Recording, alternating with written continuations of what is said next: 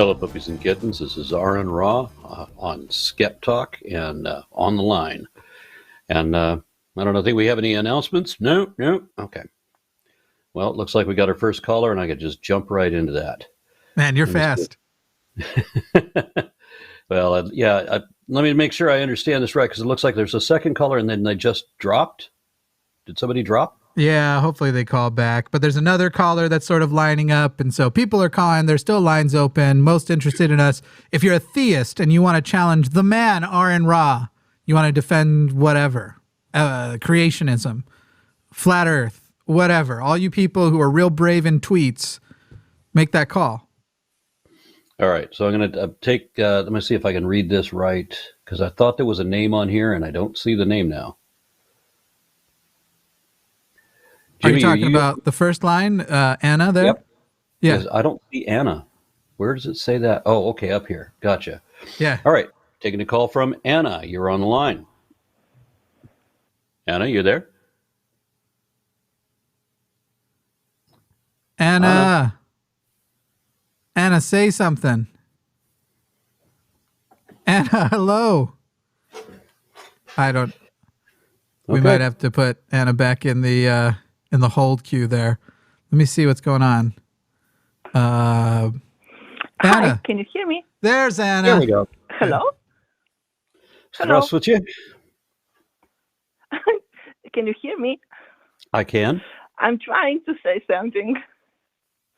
Hello? Yes, I hear you. Anna, do you not hear Aron when Aron's talking to you? Anna, do you hear me? She's not hearing us. That's very strange. It's very strange indeed. I think there is a huge lag. We'll have to test another line and see what's going on, but everything was working before the show. Anna, we'll put you back in the queue and see if we can get you back in and see what's going on, because this actually doesn't make any sense. So let's on a refresh your screen, because that might help, and then try it again. Yeah. Waiting for some of these other lines to get screened before testing them out. So I guess in the meantime, Aron, how are you? Always busy. I've got more stuff to do than I've got time to do it, unfortunately. Well, that's not entirely a bad thing. Yeah. No, I'd say I live a very, very similar life. Let's just see if we have the same issue, if there's something that hardware-wise needs to be reset here. Let's try, hey, Chris in Las Vegas, can you hear us? I can. Okay, so Chris's connection is fine, so I'm gonna give you to Chris for the moment. Did that work for you? Yeah, I didn't see what Chris's question or comment was. Aron's thoughts on evolution of humans and dogs. Okay. I just did a show on this like an hour ago. I just had a whole chat. I did get the notification. I did get the notification from your channel. I haven't gotten around to calling yet. I'm just now getting off of work, or watching it yet, but just now getting off of work and saw you were going live. So. All right. Well, what would you like to know or hear or whatever? A couple of months back, I watched the PBS Eons video on it, and wanted to know, since I know you're a big fan of dogs, if you had any extra thoughts. I know that we got so, dependent upon each other, them, coming to us for food and us relying on them to help us hunt and for protection and all this stuff. I didn't know if maybe you would like to expand upon it. And before I get your answer, I wanted to just say I told the call screener that I was going to throw this in, but I am a huge fan of yours, and you, people like you and Erica over at Guts at Gibbon and Forrest were all instrumental in my deconstruction. And I just want to say thank you for that and for what you do. Thank you very and much also, for doing that. just so you know, I am the too young to feel this old that you guys talked about a couple weeks back. That's my username. So too young to what? To feel this old. My YouTube name. Yeah. Old. Gotcha. Yeah, the one we went on we did 10 minutes about the username instead of in response to the super chat. Okay, sorry. All right. Well, my thoughts on how we interacted with dogs. I think that our two species were working in collaboration for a long time. Before we were formally commingling. I think it's my favorite hypothesis that they use the same kind of hunting strategies that we do, and I could see us coordinating those strategies the same way. The way that we do a practice run at a certain area is the same way they do a practice run, because they're not sitting down and spitballing ideas at each other. They're not comparing ideas and debating them. They're nonverbal, so they communicate differently. And I could see them learning from us, learning with us, and us learning from them, kind of collectively. And there's obviously benefit in how trashy we are. We don't eat everything. We leave an awful lot behind, and we'll even throw the dog a bone. It was a very, very, very old tradition. So, how did we come across their pups? I think that there were groups of people that had groups of wolves, or a group of wolves around each group of people, perhaps. And while we have today many wild wolves will stay the hell away from us, I think the speciation happened before we really even started. Before we even started domesticating them. I think they were already in our shadow, in our footprint, for a good while. I don't know what else to say about that. Awesome. Well, like I said, I know that you just did something on dogs, so I didn't want to take up too much of your time, and I will be watching that video. Really, I be quite honest with you, my biggest thing was just getting a chance to talk to you and tell you thank you, and just pick your brain a little bit about that. So I appreciate your time. Oh, thank you very much. Okay, so we have. Yes, Jimmy. If I was watching one of your Because I Wanna show, and because you said that you don't take personal offense to it, fuck off. Thank you. And I love you. It's okay. Bye, Chris. Yeah. Fuck you very much. Yeah, I've sort of been mentioning to people that I don't know what to do with compliments. I'd rather be told to fuck off than that somebody is a fan or whatever. So we had 3 people waiting, being screened. One wanted to talk about slavery. We had Anna, and then there was another person, and all 3 of them dropped. We went from full lines a moment ago, or almost full lines, to now empty lines because they all dropped around the same moment, which also means that anybody who was trying to call when the lines were full weren't able to get in. So if you had tried to call already and couldn't get in, there are now completely open lines. We have the show is completely ready to take calls. We are most interested in hearing from theists. We want to hear a theist call in and defend. I mean, there's so many people who, weren't you just having an issue with somebody who, well, I'm like burping into the camera, not camera, the mic. You were having somebody who was trying to challenge you on creationism and flat earth. And a stupid thing. This guy wants to challenge me to a debate. Originally, it was presented to me that it was going to be a debate on creationism versus evolution. Okay, fine, I'm down. Especially when the parameters were, which one has more evidence? I'm like, more? Which one has evidence? So, yeah, we'll kidding. That. And I'm completely down with it. Doesn't matter who it is, there's the topic, we're good. But then I get feedback that's not what he meant to say. He didn't mean creationism versus evolution. He meant creationism versus atheism. Which are not exactly dichotomous. Exactly. These are not contrasting. And somebody else made the comparison about, let's debate, foreign cars versus ex-smokers. Yeah, things that don't contrast. So if creationism is a form of religious extremism that specifically denies evolution, but also more generally denies methodological naturalism.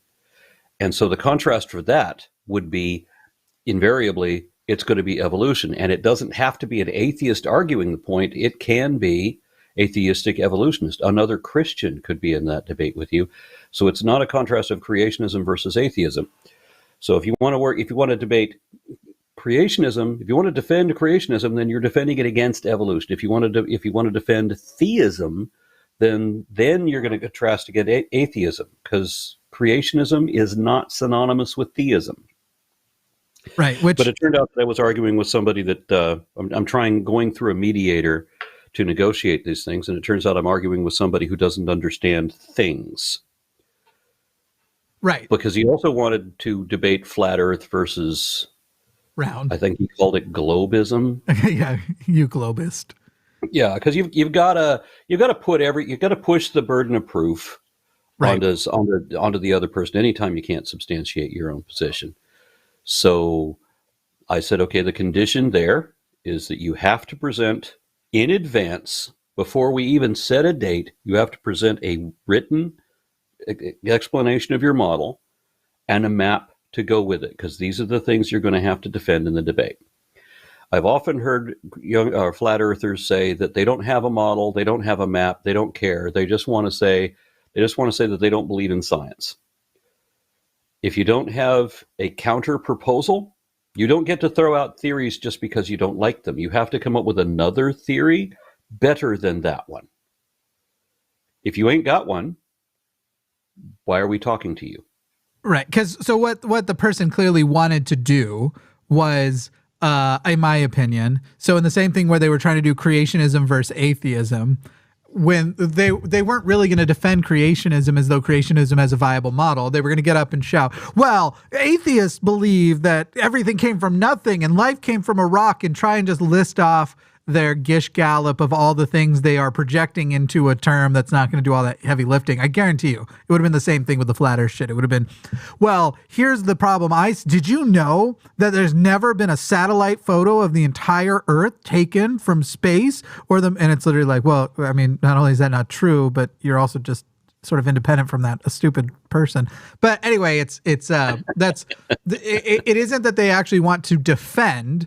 They have a bunch of arguments that they think work based on other people's incredulity of things they think they didn't know, and whatever other stupid garbage. Yeah, and somebody responded to that when I posted about it. They said that I traffic in incredulity. I'm like, who the fuck are you talking about? Who have you got me confused with? Because that definitely does not happen. Yeah, you'll literally, from as basic as a person wants to get, you will walk them through it and show people anything they don't understand, either how to understand it or how they could get an understanding of it themselves, which is the difference. I do my level best to try to explain these things to people, that this is not a contrast of beliefs to begin with. You know, we're talking about you're talking about a belief system compared to an investigation, because that's what science is. It's not a set of beliefs. You're not required to believe anything. You can reject it all. If you can show good standing, good reason to do that, you'll convince a whole lot of people with you, and it still won't be a belief. Right. You got a couple of calls lining up for you. We still want to hear from theists. We've got some lines reserved for theists, but you've got a couple calls that are now screened and ready to pick up. If you want to get going. Pick up anonymous. Is it Carla? Okay. Carla from Missouri, you're on the line. Hello. Hello. Aron, thank you very much for taking my call. Can you hear me? I can. Thank you very much for taking my call. I need some help dealing with presuppositionalists. I've been watching a bunch of those Darth Dawkins YouTube videos, and the guy reminds me of my dad. I mean, and it's just terrifying. I don't know how to deal with people like that, but I find them more and more now. There is an interesting social movement, it seems, for people who don't care what the truth is. This is how I see it. You either have an interest, a curiosity in finding out what the truth is and understanding that you don't know it all already, or convert on the other side of that extreme, all the way on the other side, then you don't care what the truth is. You just want to make believe what you want to believe. And these people feel like they're perfectly justified in telling making any assumption they like. Assume what you like, and then just state it as a fact, as if it's already been proven. And then when it's shown that you're wrong, that doesn't matter to these people. They have neither honor nor shame. They just don't care. They're gonna say that they're right, while being proved that they're wrong, and never admit it, because that's what faith means: never admitting when you're always wrong. Yep. Yeah, you're absolutely right. I find myself just wanting to turn around and walk away. I have family that I can't reach for whether we're talking about religion or we're talking about politics, and within 10 minutes we will be talking about one or the other. There's no way to avoid it. And it's like when I walk into their room, their dwelling, whatever, it's suddenly all the graphs and charts have been turned upside down. And somehow everything that Trump did is Obama's fault, or everything George W. Bush did is Obama's fault. Yep. It's like walking into bizarro land. Yes. Yep. Where the facts don't matter. And you'll never get an admission of error. There will never be any correction. All they do is change the subject. Oh, well, let's talk about this then. Oh, yeah. And they'll gish gallop all the day long. So I think you're right. Thank you very much for your opinion. I really appreciate it. Nope. I'm happy to help if I did. All right. Thank you very much. You did. Have a good one. Thank you. You too. All right. We're going to move to. Well, real quick before you go, I want to jump in and expound upon it with you and ask you some things. Have you debated? Do you ever debate precepts, or do you just skip on the? There's no point. The offer. Yeah. Their argument is that I already know that they're right, and it doesn't matter that I have proof that they're not. They're not going to hear it. Right. And it doesn't matter that the proof comes from their own scriptures that they themselves are citing and obviously didn't understand, because their God, their magic imaginary friend, has spoken to them through the scriptures in such a way, which means that this is how they've interpreted it, that they know that they're right. Doesn't matter what. So I had this debate with Cy-Ten Bruggencate, and one of the things I brought up with him was that I'd found a quote from Sir Isaac Newton who said exactly the same thing. He said that, God had spoken to him through the scriptures and convinced and showed him that Sir Isaac Newton understood the scriptures better than any other man on earth. And so I said, okay, well, here's Cy-Ten, here's what we got. We got two guys who make exactly the same claim, that God is telling both of you opposite things through the scriptures. So one of you is wrong. Is it the smartest man who ever lived, or is it you? Yeah, though, debatable whether he was the smartest man. I'm sitting right here, Aron. God. Anyway, that was a joke. There will be some people out there who are like, I knew that's what Jimmy thought of himself. Yeah, I don't know, man. I've been engaging with them a little bit more often lately, and I don't hang up on them anymore because I think it's actually really useful for the people watching. Sort of that idea of you have the debate not for the person you're talking to, but for the person observing, and sort of the points that I dealt with precepts enough in my book. Yeah. That I've just done. So they pick one or two. There's always like Romans 1, and then there's something else I forget that they think is proof that the atheist knows that there is a God. I'm going to make a video on this later this week. In fact, that the argument that we know that there's a God, we just pretend that we don't believe, so that we can sin, which is this is saying something, because we're talking about creationists here, but this is the stupidest argument I've ever heard from a creationist.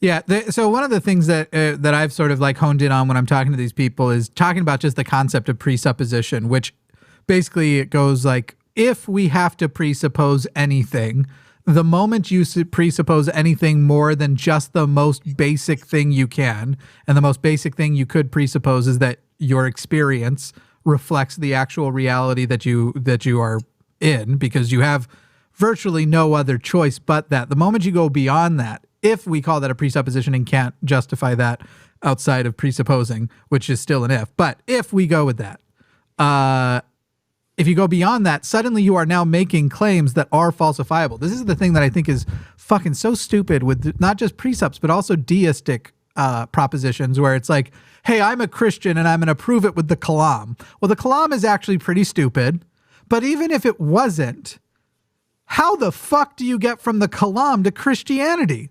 Because you've now just added layer upon layer upon layer of straight up stupid, straight up impossible, straight up like with things we know didn't happen. Like, it's like, you remember when people used to popularly say, it's not correct, but they used to popularly say you can't prove a negative. And then Christianity went, hold my beer. Because we can prove a lot about Christianity is not true. It's pretty fucking wild. And so there's a quote that they really like, that they have totally misinterpreted and taken out of context, as if that means that the atheist knows that there is a God, and that everybody knows there is a God. But there's other passages in the Bible that directly contradict that, and there are several of them that admit that certain people, that Pharaoh didn't know God, that these other people didn't know God, didn't believe in God, and it contrasts, this is for those who believe, not for those who do not believe, which means there are those who do not believe. But the precept doesn't even listen to their own notes. They're literally just saying, I'm right, you're wrong, because I said so. You're never going to believe who's on hold right now. I don't know. Who's the next caller? Well, you can go in any order you like. We have a theist waiting, but it is Charlie. You remember Charlie? No. You remember getting up and laughing? Having to take a walk around the room because you were laughing? Not for any one guy. That's happened a few times. No, last time you were on with Forrest, and there was a person who wouldn't stop talking even on mute. Oh, that guy. Yeah. And he calls in. Let's go. I'm going to go in the order that they're showing up here. All right. Good. If you don't mind, I'm going to take Diana in Lebanon. And the question is doesn't the idea that we have the same ancestry strengthen the idea of Adam and Eve? No, it doesn't. Diana, you're here. Hi. Yeah, I'm here. So, how are you? Francis Collins is the director of our National Institute of Health. He was formerly on the Human Genome Project. He was the director of the Human Genome Project. And he's also an evangelical Christian, which makes his following comment somewhat interesting. He said that, unfortunately, the idea of Adam and Eve as the literal first couple and the ancestors of all humanity does not fit the evidence, and that it is not possible for the current population of people to have come from only one couple, whether it was 6,000 years ago or 10,000 years ago or 100,000 years ago. It's not possible for this population to have come from just two people at any point in time. We know genetically that there are different sources. There is no support for Adam and Eve. We know for certain that that's just a story that was adapted from elder mythology that was originally dedicated to other gods. Yes, I know that. But I told my friends to watch your videos about evolution, and after they watched this, they said that since we have the same ancestry, that this means that we could have the ancestry. This ancestry could be Adam and Eve. I'm talking about the ex-Muslim perspective, not the Christianity perspective. So yeah. I told them I'll get back to you, and I want to ask you what video to show them that that's not possible. That's it. Well, I don't know that there's one to say just that Adam and Eve is not possible. I mean, I've done a number of videos on human ancestry. in my Systematic Classification of Life series, there's one that I did called Clarifying the Various Human Species, and that was some years ago. I think that still provides a good deal of information. Of course, we've found 2 or 3 more species of human in the fossil record since then. Yeah, that's fake. That's all American propaganda. That's what we say here. No, fake news. Anything I don't want to believe is fake. Of course.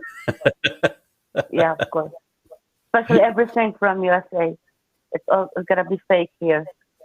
Anyways, nice hearing from you again, Aron. Thanks for the question. Thank you very much. Take care. You too. You too. Thank you for the question. All right, now, Jimmy, do I have to drop a call to move to the next call, or do I? Yes. What do we do? Yeah. You hit that drop button before going so on next. Scott in Canada, he wants proteomics evidence for evolution. Scotty, nice to speak to you, Aron. I was just curious. I don't see you cover much proteomics or genomics on your channel, and I was just wondering if either I'm mistaken or there's a reason for that. Can I answer the question by wondering whether I'm going to have to Google what that word means? Proteomics is the study of proteins. Okay, gotcha. All right, so I guess that answers your question then. Yes, I suppose so.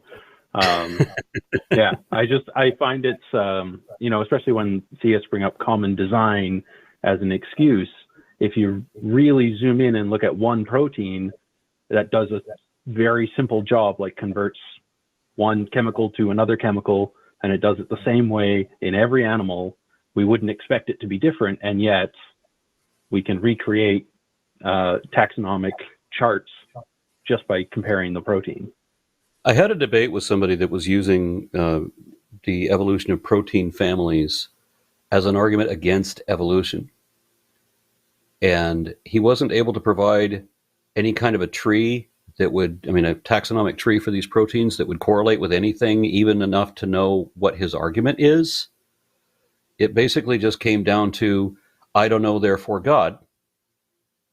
And I really didn't get much more out of the conversation than that. I kept asking for some kind of basis for his argument against evolution. And all it would come down to is he really didn't know, honestly, he didn't know what evolution is. I got him to admit that evolution is a thing, that he actually admits and accepts that evolution really happens, but that he's arguing against abiogenesis. He just doesn't know the difference between the two.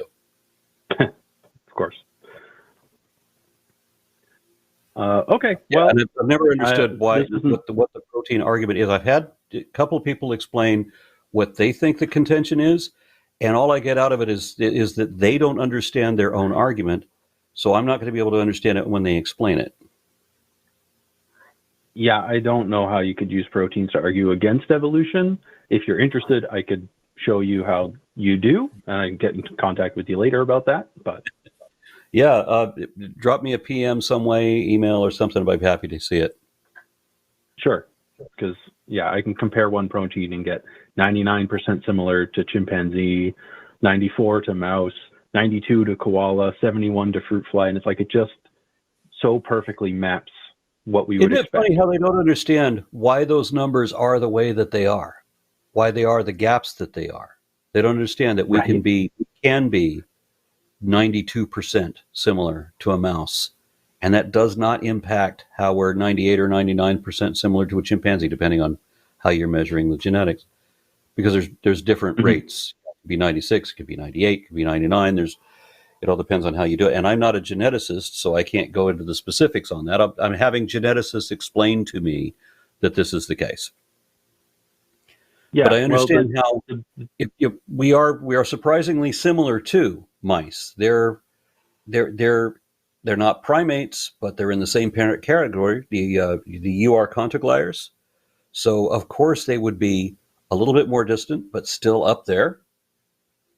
And people just don't understand any concept of a taxonomic tree. I don't know what the cognitive failure is in understanding. It's like they can't think hypothetically. and they don't know what a hypothesis is. They don't even know what it means to think hypothetically. I've said to believers many times, I said, okay, if we say that that's true, then, and let's just say, even if we make the assumption that you're trying to assert, look at the ramifications that would be in that case. They think, oh, so you do accept that it's true. I say, no, we're just saying if we say that, well, then if you say that, that means no. Yeah, I mean, I find as far as I can see, some people's heads that way.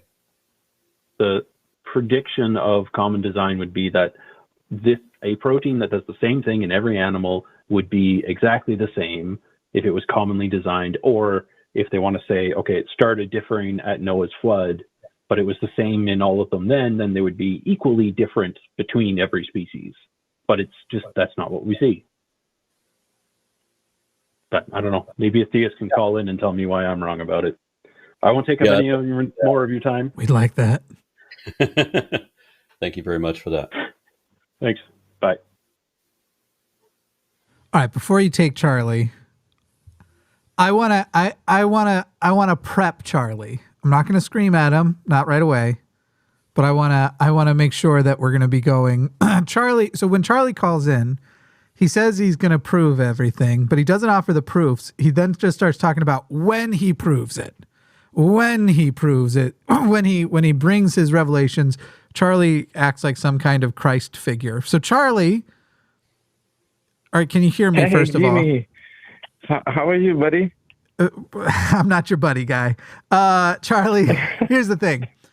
Every time you call, you don't actually offer any argument so far. You just say, I'm going to. When I tell you the truth, when I reveal the truth, and when and it gives off the impression that you think you're Jesus Christ, but you're not ready to tell everybody all the new Jesus things you have to say. So here's the question.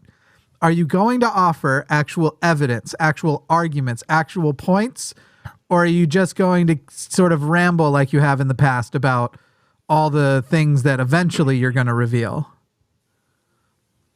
And Jimmy, do you know that you've been waiting on the same as so many people? Jimmy, are you going to answer? Jimmy, Charlie, are you going to answer the question? No, but let me, yeah. No, answer my question, you gotta pay Charlie. attention to this. No, fuck off. All right, now we're done it. We've done it already. I've already muted you. When I unmute you, I can't hear you. I can just watch your bar. When I unmute you, answer just the question if you are going to actually bring proof and evidence. That's it. All right, the current question you're answering is, do you have evidence, proof, or arguments to present? That's the only question you're here to answer. Charlie, just go. Remember, look at me and realize the caller is the crazy one. Exactly. Yeah, yes, I can. Okay. Yes. Present for Aron your evidence that God exists.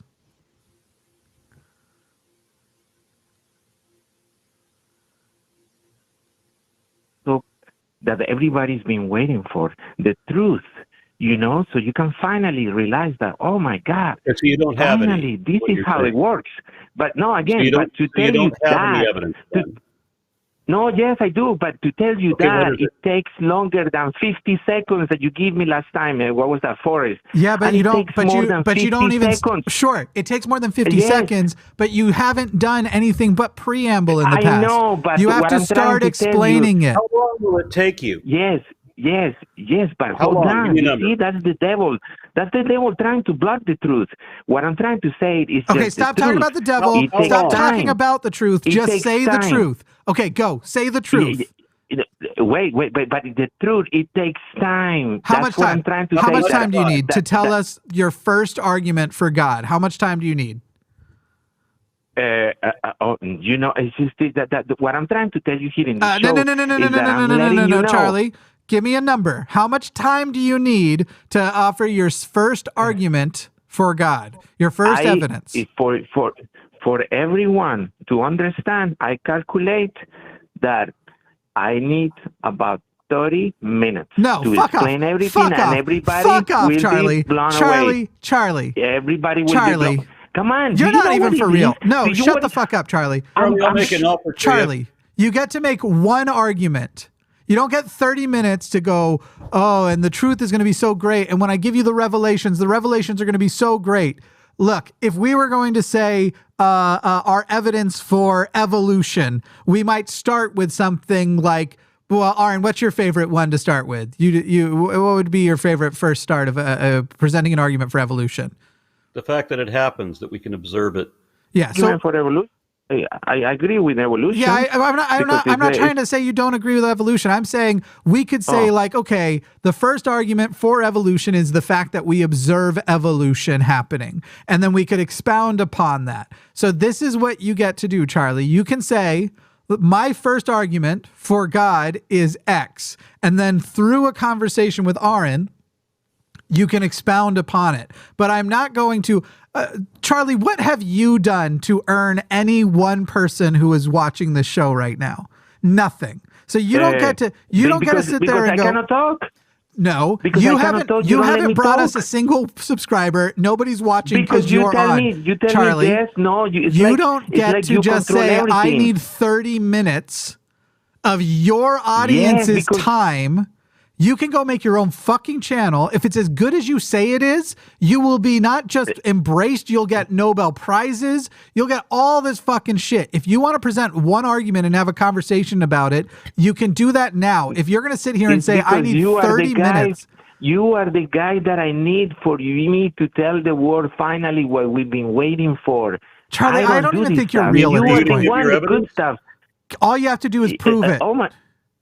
Oh my God, it's so easy. It's so easy. So do it right now. But you said 30 minutes. When you find out, do you give a fuck? Do we just move on? I've muted Charlie. We just hang up on him and move on. Charlie, I'm going to give you one chance to start an argument, to present an argument. It's not going to be 30 minutes. If the next words out of your mouth are like, no, I need 30 minutes, when you hear the truth, whatever, we're just going to hang up. But if you want to present the beginning of an argument that you can speak back and forth with Aron on, we will engage in that conversation. But you don't get to call my fucking channel and my fucking show and take I pay per minute, motherfucker. You're not getting 30 minutes of rambling bullshit. If you want to go and make your video that's 30 minutes long and present it and send it to us, we'll decide whether or not, pray to that God that you're positive exists, that he'll soften our hearts into watching it and hearing it. I just know it's going to be garbage. So let's not worry about that. You have one chance. I'm about to unmute you. Present your argument or go the fuck away. And I swear if you mention me being mentally ill, I will ban you from the show forever. If that's the thing that you're going to go with, I'll see what you're doing, because that's what you've done every other time. You have mental illness. If you do anything besides say either here's my argument or I will call in when I have an argument ready, you're banned from the show forever from now on. Go. Okay. Like you say, here's my argument. Yeah? Here's my argument. Okay. Atheists believe, they don't believe in God because they think that everyone believes in the Bible. And guess what? The Bible is written by men, and we have a religion, but that's not the right religion. You are already so bad at this. You're already so bad at this, Charlie. Charlie, I'm telling you, and I muted you again. Your argument, Charlie, can I please? Yeah, go ahead. Sorry, go on. Charlie, it is your show. While Christianity may be the most popular religion, it's got another religion hot on its heels, and that's Islam. And Muslims don't believe in the Bible. And there's the number 3 religion, Hinduism. 800 million Hindus don't believe in the Bible. So atheists do not think that everybody believes in the Bible. No, I know. And it's all right. Nice talking to you, Aron. Nice talk, but let me finish. It's not only the Bible. Like I said, our religion it's not written by men. So everything you see a book like Islam, the Quran, and anything, it's all a lie. It's only one God. Yeah, it's one design. Oh my God. Yeah. So but what I wanted to say, Aron, it's a pleasure talking to you finally. I just wanted to say hello. I'm a big fan for a long time. It's just that I changed from atheist to a believer because I found the proof. No, and you I'm going to didn't. be You're a this man. doesn't work here. You said And if wait, yeah, Charlie. yeah, it's First just a of matter all, of time. Charlie, stop trying gish galloping because you've already done this. You've tried to make 5 points in a row without pausing for any of them to be broken apart. So, for example, 7 points ago, you said that if it comes from man, it's a lie. What are you if not a man or a woman? I assume we mean human at this point. What are you? This is exactly, I found out that it's no, not answer the written by question. men. I found out. Are you a human? And no, I'm a human, but it's the same It's as a lie. Jesus Christ. It's the same as Buddha. Like there's a lot of chosens.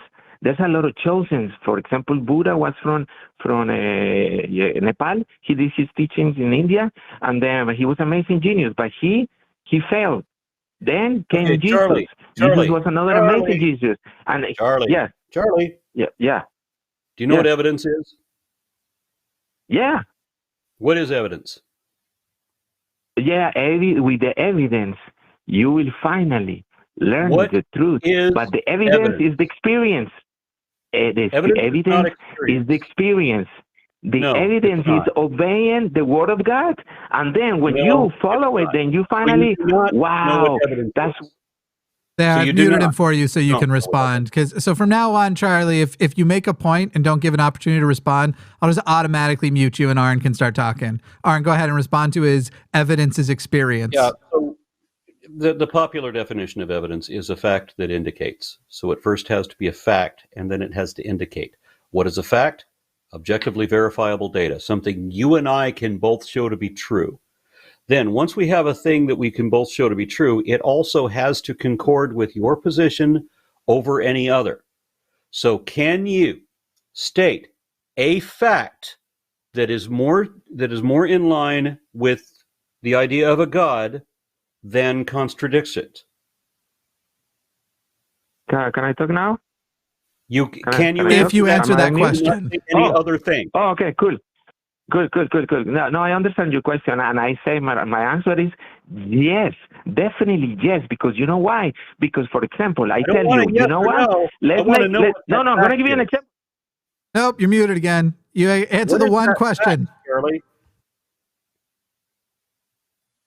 We are wasting time with Charlie because he's doing this deliberately. Yeah, I actually don't. He hasn't got shit. He's just trolling. I'm more convinced than ever that Charlie is not genuine, and we have two other theists waiting. So here's the thing, Charlie. No. Charlie, shut up. Shut the fuck up. Charlie, shut up. Shut up. Grab a brush and put a little makeup. Why don't you go ahead and shut the fuck up? Waiting for you to shut the fuck up. I know that you're not listening. Shut up. Charlie, if somebody says, can you offer the evidence, and you say, yes, you know why, and then start doing anything besides evidence, you don't know how to have the conversation. And if you say evidence is experience, and then if you just live it, you'll see that it's true, you've just described confirmation bias. You can teach, literally, this is what Mormons tell people. This is what every religion says. Just start living it, and it will begin to feel true at some point. We are not going to waste time with somebody who can't directly answer a fucking question. I don't know if you've got your buddies in the chat saying, Jimmy, you need to let him talk more or whatever. But no, fuck all of you. Anybody who said that too, who's like, let Charlie talk longer, because he just rambles and he makes point after point after point. He's a gish galloper. That's what it's called, where it's, if you didn't debunk, of the 7 points I just made, you only debunked the last one. Therefore, the other 6 must be true. Fuck that shit. And literally, you guys can leave too. I don't give a fuck about anybody in the audience or on the show who's going to say, let's waste everybody's fucking time. Charlie, I'm about to unmute you. This is your final chance. An argument, an evidence for God is. And if the sentence doesn't end with an evidence for God, you're fucking done, guy. Forever. Go. Can I talk? Yes, and it's going to start with an evidence for God is, and then you're going to say the evidence. Otherwise, you're done. Yeah, look, Jimmy, I like you. You're a very cool guy. Cool. That's not what I said. Goodbye. You thought I was kidding. You thought I was fucking kidding. I don't know what you thought. I don't know why you thought of everybody on the show that I was going to give you some fucking leeway there and not hold you to the rule I just fucking gave you. Are you, oh, man. Jimmy, I have infinite patience for anybody who is sincere. I'm sad for my species in how so many of us just really don't give a fuck about what reality is. They want to make believe something else, that they have faith that if they believe hard enough, then through the power of positive thought, the reality they imagine will become the real one.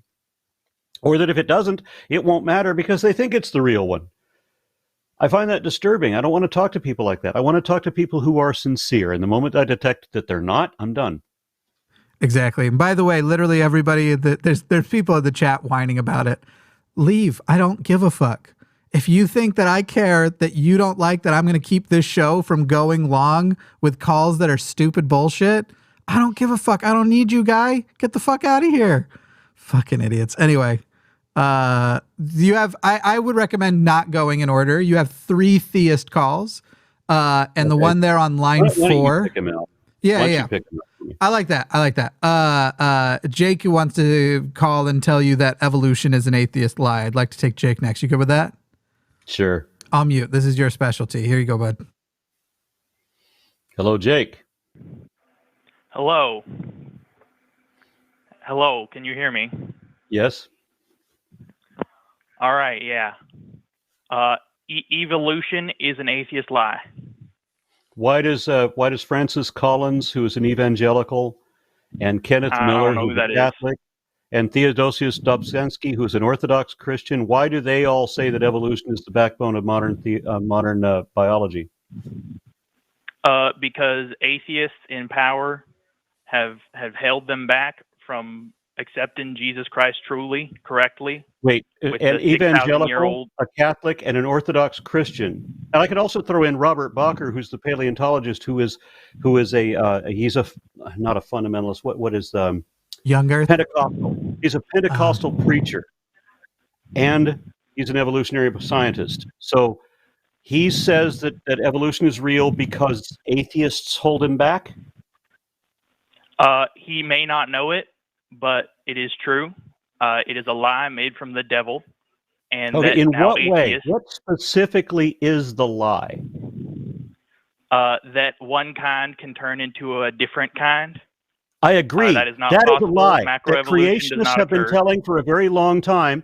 I hate that lie because it's not what evolution is or teaches, ever. That actually violates 2 of the fundamental laws of evolution. So I hate that creationists can never get it right and that they always tell that same lie. Evolution does not teach that one kind ever turned into another fundamentally different kind, nor does it even allow that. That violates the law of monophily and it violates the law of biodiversity. Please stop telling that lie. Then how does an ape turn into a man? Because we are still apes. How does a bird turn into a duck? How does a duck turn into a crocodile? That's what I'm wanting to know. We're not saying a duck into crocodile. You understand that a duck is a bird, right? Yeah, a duck is a bird, sure. Okay, so how does a bird turn into a duck? A duck is a bird. Bingo.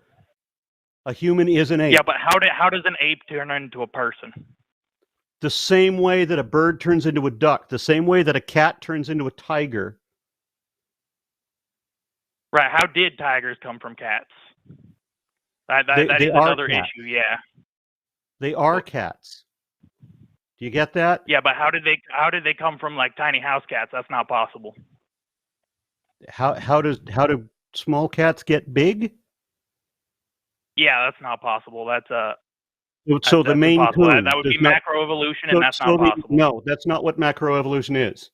That's another lie that creationists tell, because they don't know what macroevolution is, so they make up their own definitions, and those definitions are a lie. Do you accept that speciation has been observed? Speciation meaning one species gives birth to another species? No. Yes. That's not possible. No. Okay, so when we're looking at the African painted dog and the Asian raccoon dog and the South American bush dog, you think they're all the same species? They're all dog kind. There's a dog kind. How do we tell one kind from another kind? Well, anyone can see what one kind is Anyway, and another I can't kind. see it.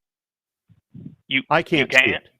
No, I do taxonomy. If anybody could see it, it would be me. But I can't see it because I do taxonomy. So what is a kind? How do we tell one kind from another kind? Well, like, so for instance, like there's dog kind, there's cat kind. So you're going to give me there's examples human instead of kind. definitions. All right, Jake's not real. Okay. Yeah, I just did some checking. He's not even from Alabama. He's not actually from Alabama. We can check that sort of thing. This is a person who's calling in to play a theist character. Jake, will you just admit that that's what you're doing? Because we don't need that, man. We don't need to waste time. I get that you wanted to make the fun call with us. People. Yeah, they really are that bad. Yeah, I get what you did, Jake. Yeah, he hung up. Jake wasn't real.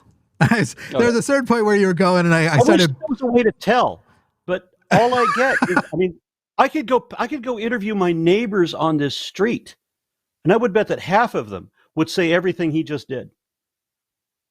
Yeah, I so called in on an IP address, which I can easily look up where it is. Not necessarily the specific. I don't have his address, but says he's Jake from Alabama. He's probably not even Jake. And then as soon as I said he's not real, Jake, will you just admit you're not real? He just hung up. So yeah, I don't know. It was I'm getting pretty good at every now and then I've been wrong, but I'm pretty good at This is the problem that I have. We don't get any sincerity. Nobody gives a shit. Nobody will be or can be honest anymore. Yeah, that's why we put Santos on multiple panels. He hit enough keywords. It was when he said macroevolution that I had put the poll up, and then he said macroevolution. That's impossible. How did house cats become tigers? I'm sorry, man. There's just a point where I was like, I can't. I know I said I'd shut up because this is your specialty, but he's wasting your time at this point. I wish that this could come as a surprise, but I mean, the depth of stupidity of people that I run into on the street is so bad that that's perfectly believable. Of course, I live in Texas. The only way I think that the common man on the street could be any dumber would be as if I was in Mississippi. Right. Yeah. I do think the two theist callers that are currently queued up are genuine enough because there's their arguments aren't so stupid, but go ahead. Yeah. Here's Marlon. Ooh, we don't need Marlon. By the way, you don't have to give your first, middle, and last name. Let me go fix that before I put the label on. Here's Marlon from the Philippines, who is a theist, talking about the importance of Christianity. Marlon, you are on the line with Aron. Hello, sir. How are you? Hey, Jimmy. Hey, Aron. How you do? So, I want to talk about what do you guys think about religion, first of all? You're going to ask me what I think about religion? Yes. What do you guys think about? So you've is this the first time you've seen this face? No. Then you should know what I think about religion. Religion is a net negative against humanity. Religion is a crock of lies. It's a bunch of make-believe meant to manipulate people, to take their money, and screw their kids. Well, I would say not everything that religion brings is negative, because out on the street meeting the homeless. Okay, I'll grant you, not absolutely everything religion does is negative. There's a fraction of a percentage that's positive. Overwhelmingly negative. That's like one genuinely good, tasty peanut in a giant turd. Yes, but we do help out people. There are a lot of great Christians who provide housing for the homeless. We give food to the hungry. Yeah, because they're doing a program of public image. And they're taking in huge profits. And they're making sure to get video and photo footage of the one thing that they do, that they pretend that all that money's going to, so that they can keep that money coming in. And what that money really does is keep the preacher in a new Mercedes. But it's a win-win situation, because other people have benefits that they will get. No, in the no, Philippines, it's we a have a lot of lose homeless situation. Those people would be better off if we education, didn't have religious and institutions their at parents all. new jobs. You know, we're giving them a new life No, compared it's to not. what they have experienced in the streets. And you don't even have experience. It's all imagined. Even in India with the Hindus, you know, they give free food to They give the what? hungry and the homeless. They give free food Free food. in Yeah, Hindu. I've been to India. You know? Worst level of poverty I've ever seen. People begging on the streets for food. So, no, I don't see that. Have you offered the food, Aron? Of course, I've offered the when food. you go to the I have Hindu, to as an then atheist you when I'm in a eat it, heavily right? religious country Then like you that, guys eat and the the religion food. doesn't provide for people. And then you eat the food you offered, right? They bless What? it and you eat the food. The And food what? you offered is blessed and then given back to Why you, would right? it be blessed? Why would I give magically enchanted food? I mean for a tourist. I'm speaking in perspective for a tourist. If you are You're doing a speaking in vlog, perspective for a what?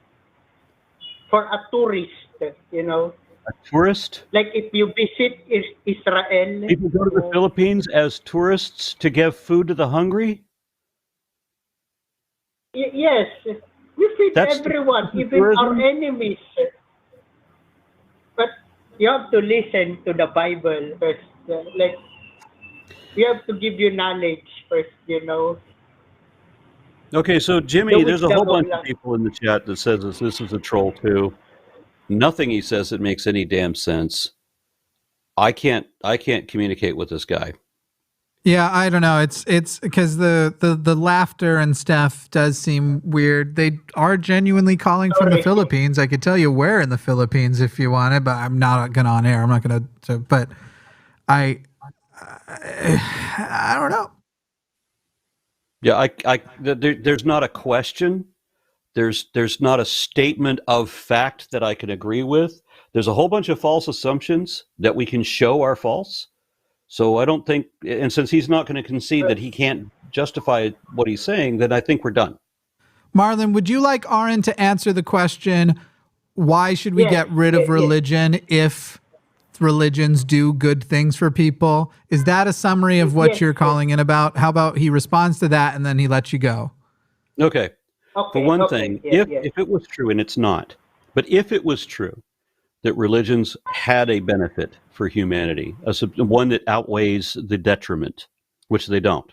Religion is a net negative against humanity. And for a whole lot of reasons I don't have time to get into. But if it were true that religion offered any benefit at all, we could take away the religion part and keep the benefit. There's no reason to lie to people about ghosts and devils and evil spirits and magic spells and all that crap. We don't have to pretend to believe things that aren't real. We can get charity from secular sources. And thus religion is completely replaced as unnecessary.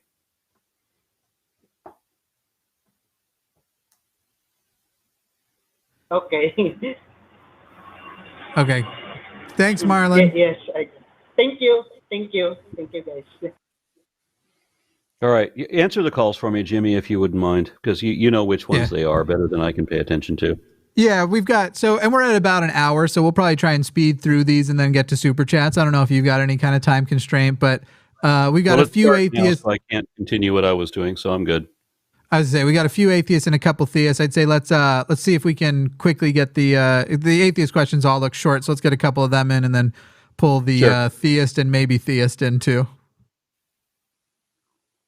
So let's go to Oliver, and actually I need this for promos in the future. So if you could just say Oliver in Washington, you're on the line. That'd be great for me. All right, Oliver in Washington, you're on the line. Hi, Aron. Big fan. Been following you for a couple of years. I had a question. If you could help clarify a little bit of the timeline of evolution. Can you hear me okay? Yeah. Okay. Yes, all I can. I've always loved dinosaurs, and I understand, like 65 million years ago, something like that.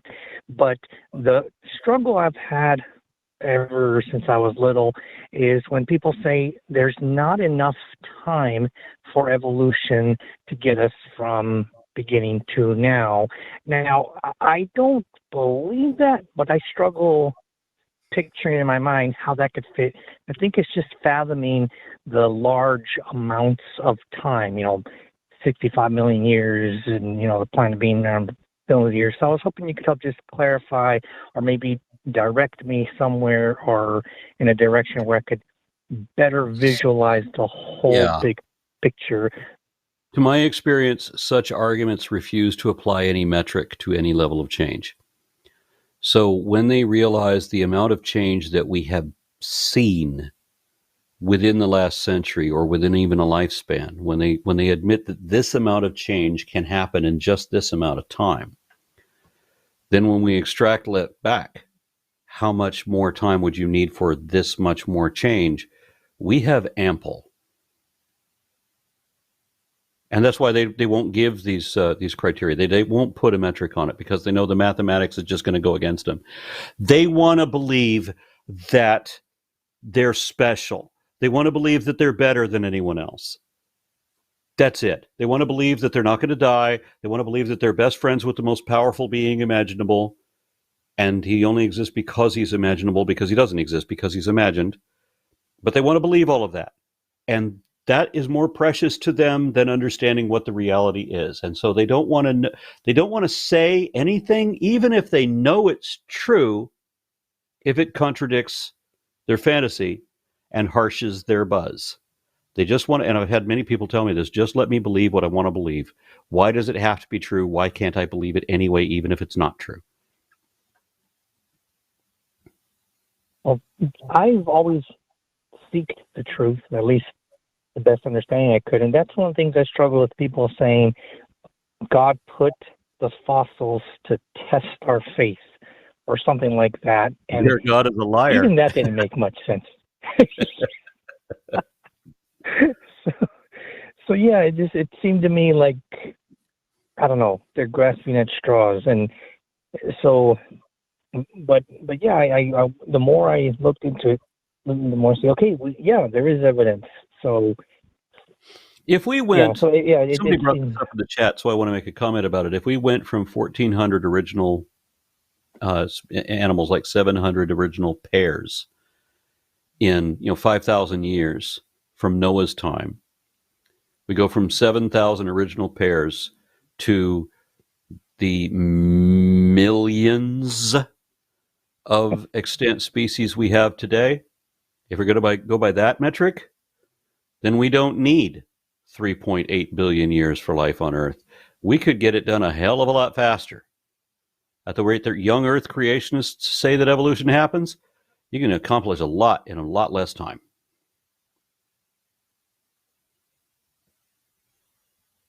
Well,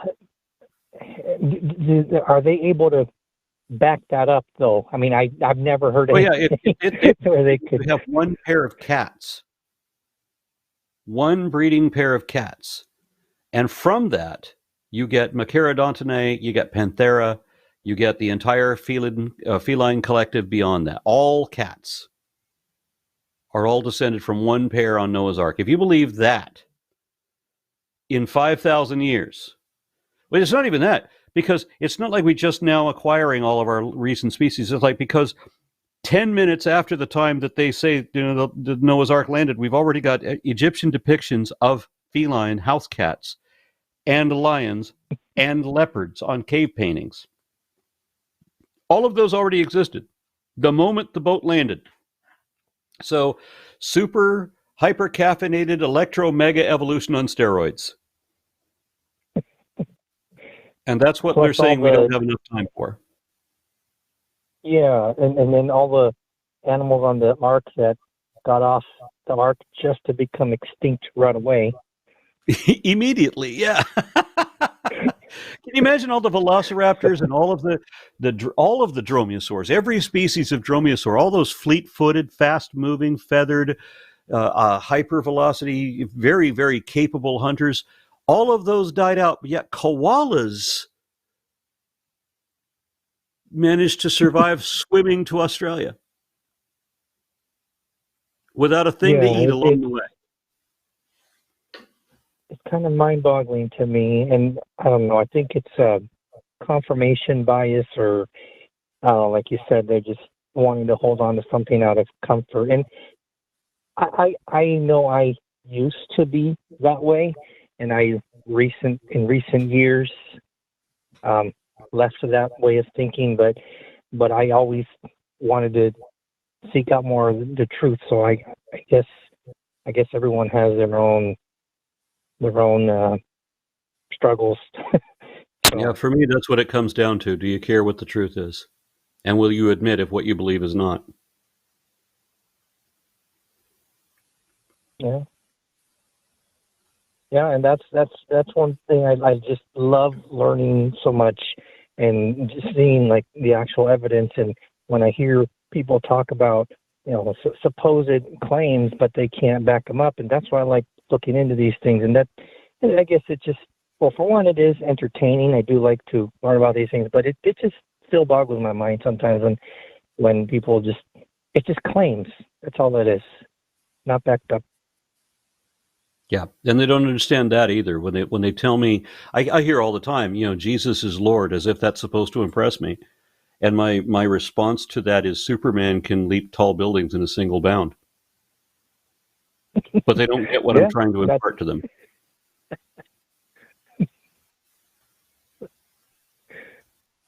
Yeah, I mean, I think I read that Superman comic too. So yeah, I believe that as well.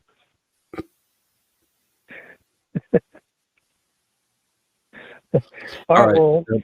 Well, thank you. Yeah, I mean, I love learning when you do your videos. I've seen several of your debates, but I also just love your enthusiasm of just your phylogeny challenge, all that stuff. So, yep, I love it. So thank you. And Jimmy, thank you for your platform, your deconstruction platform here. Thanks, Oliver. Thank you very much. Jimmy, pick another call, please. Can do. Just going to remind the audience. So we have we lost at one of our theist calls. So I'm leaving a line open just for theists. We've got plenty of atheist calls. If somebody wants to call in, like the person who just tried to call you out, Aron, in the live chat, you can call in and actually. Somebody tried to call me out in the live chat. Said something like needs to follow his advice because he is wrong in saying that God doesn't exist. Another empty assertion. Why the hell do these people not understand that just because you say it doesn't mean that it's true? Just call and do it. Don't do your little sideshow in the chat. Call and prove it, yo. Anyway, why don't you welcome Dennis from Germany and the whole say on the line thing. Dennis from Germany, you're on the line. Hello, Aron. I hope you can hear me. I can. Okay. Been a big fan of yours, and I'm struggling with the talking point. Basically, I have to trust other people because I can't check everything everybody says. That I, at the end of the day, have to trust others. They're truthful when they're scientists and experts. And the other side is saying, yeah, and I trust my religious preachers. That's the question I'm struggling with. Well, you've already implied in the context of what you're saying that your truth is tentative, or your trust is tentative and must be earned. Yeah. Yes, that's the way I feel. So basically, the method, because I try to do it by the scientific method, means I try to get closer to the truth, and the other side doesn't, just by the sources I'm consulting or the other side is consulting. Yeah. Okay, good. That already answered my question. And if I can get one off-topic question, why do you have a blue beard? I've always wondered that. If you're comfortable sharing that. I've actually been dyeing my beard indigo dark blue for a few years. I just changed brands and people notice. It used to be that you would only see that it's blue if you saw it in the sunlight. But I changed brands to one that I like better, and now people can tell that it's blue, and now people are freaking out, and they think it means all kinds of shit. And the only thing it means is that, the curious thing in my family, we have people in my family that all their hair will go gray except their beard remains black, which makes no sense to me, or the beard goes gray and the hair remains whatever its natural color is. And in my case, I have a Fu Manchu mustache, and when one half of my mustache went gray and not the other half, like, this does not fly. I like that. So Thank you very much. I started dyeing it, but I didn't want to dye it a natural color. I didn't want to seem like I was trying to hide my age. I chose an artificial color so that people would know that I'm not trying to fool anybody about how young I want to pretend to be. I just want people to be able to. If I'm going to wear a mustache, I'm going to want people to see the mustache, right? If one half is gray, or white, and the other half not, it would be one thing if I looked like Pai Mei. I could deal with having the white Fu Manchu then, from Kill Bill. If I looked like that, I would be able to deal with that, but it wouldn't look like that. So I went with blue, and I like blue, and people all think it means something. But I get confused about that. All right. Thank you very much. I very much love your activism in this space, and I can only commend you for staying true and holding the position in Texas. I can't imagine that as a German, personally. I have very civil discussions about that. But thank you for having me on the show. Thank you. Thank you very much.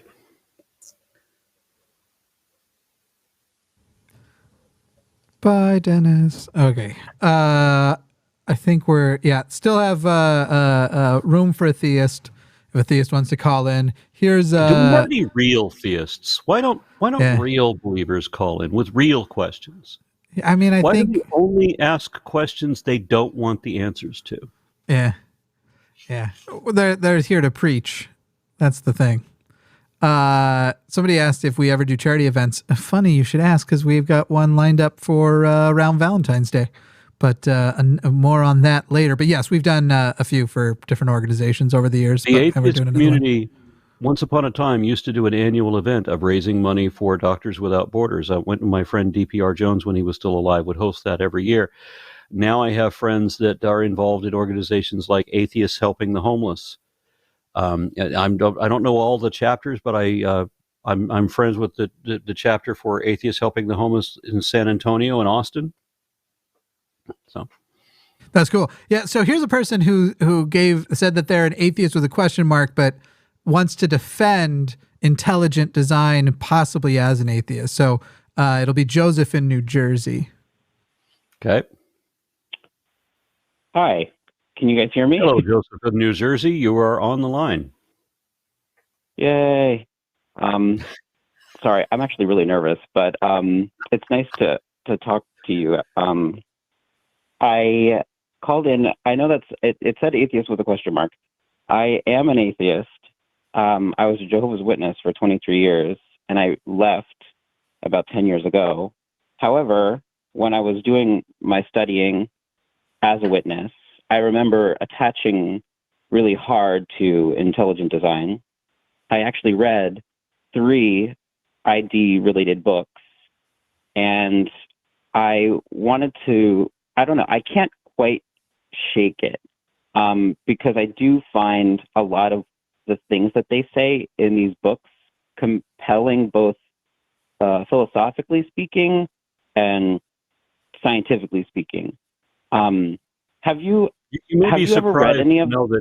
You may be surprised to hear that I can agree, that I understand what you're saying.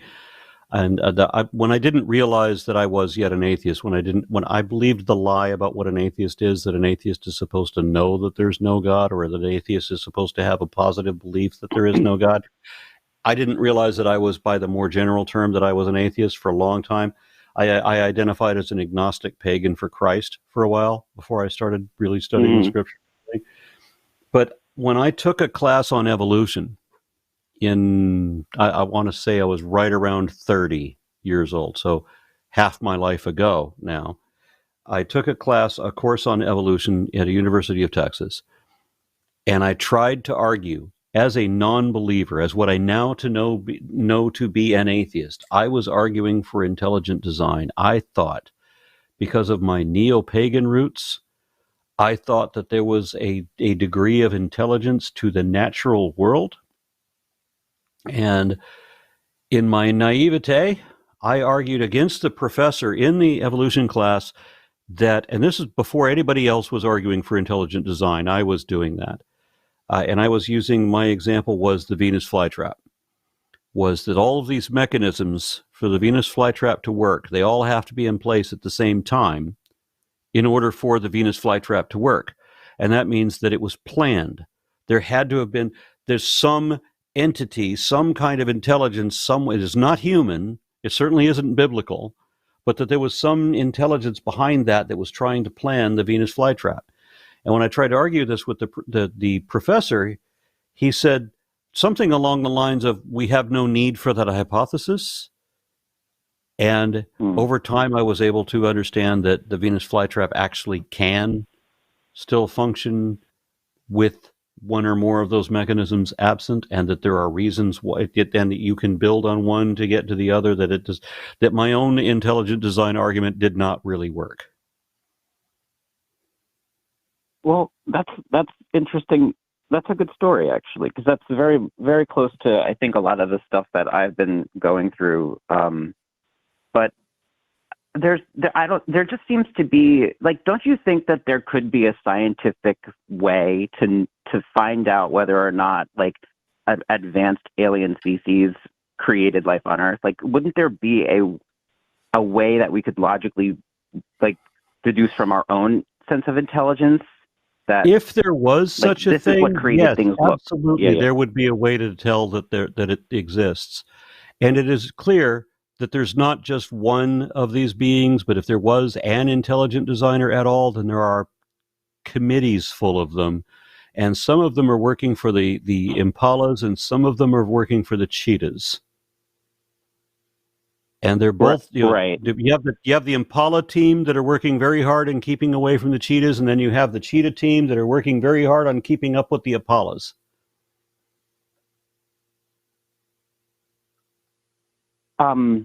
Yeah, no, I think I understand what you're saying. I think the only other thing for me, though, is like when we think about, like, arguments from ignorance and its relationship with intelligent design and how atheists usually present it that way, I don't know if I agree, only because I think that there could be a way that if humans didn't exist and an alien species came to Earth, that they could tell that dogs were not a product of natural selection acting on random variation. I think that they could tell that intelligence was on the Earth based on the complexity of the genetics and the anthropomorphical change. Sorry. That if the conditions of your scenario are, yeah. if the conditions of your scenario are that people all inexplicably disappeared tomorrow, and the aliens show up on Wednesday, immediately after we're gone, and then they look at dogs, and everybody's released all of their dogs before they left the planet. So now we have all these Shih Tzus and pugs and Pekingese and all of these. Then, yeah, the aliens would be able to conclude that artificial selection was in place here, because artificial selection does not work for the benefit of the organism itself. It works for the benefit of the breeder. Now, if the aliens that you're talking about showed up a decade after we left, there would be no trace of the artificial selection anymore. Natural selection would have taken over, and natural selection works for the benefit of the organism itself. So there would be no more. It would purge all of the differences that we've made. I'm sorry, what? No, that's what I was just asking. It would purge basically all of the, like, the morphological changes that we've caused to come into existence.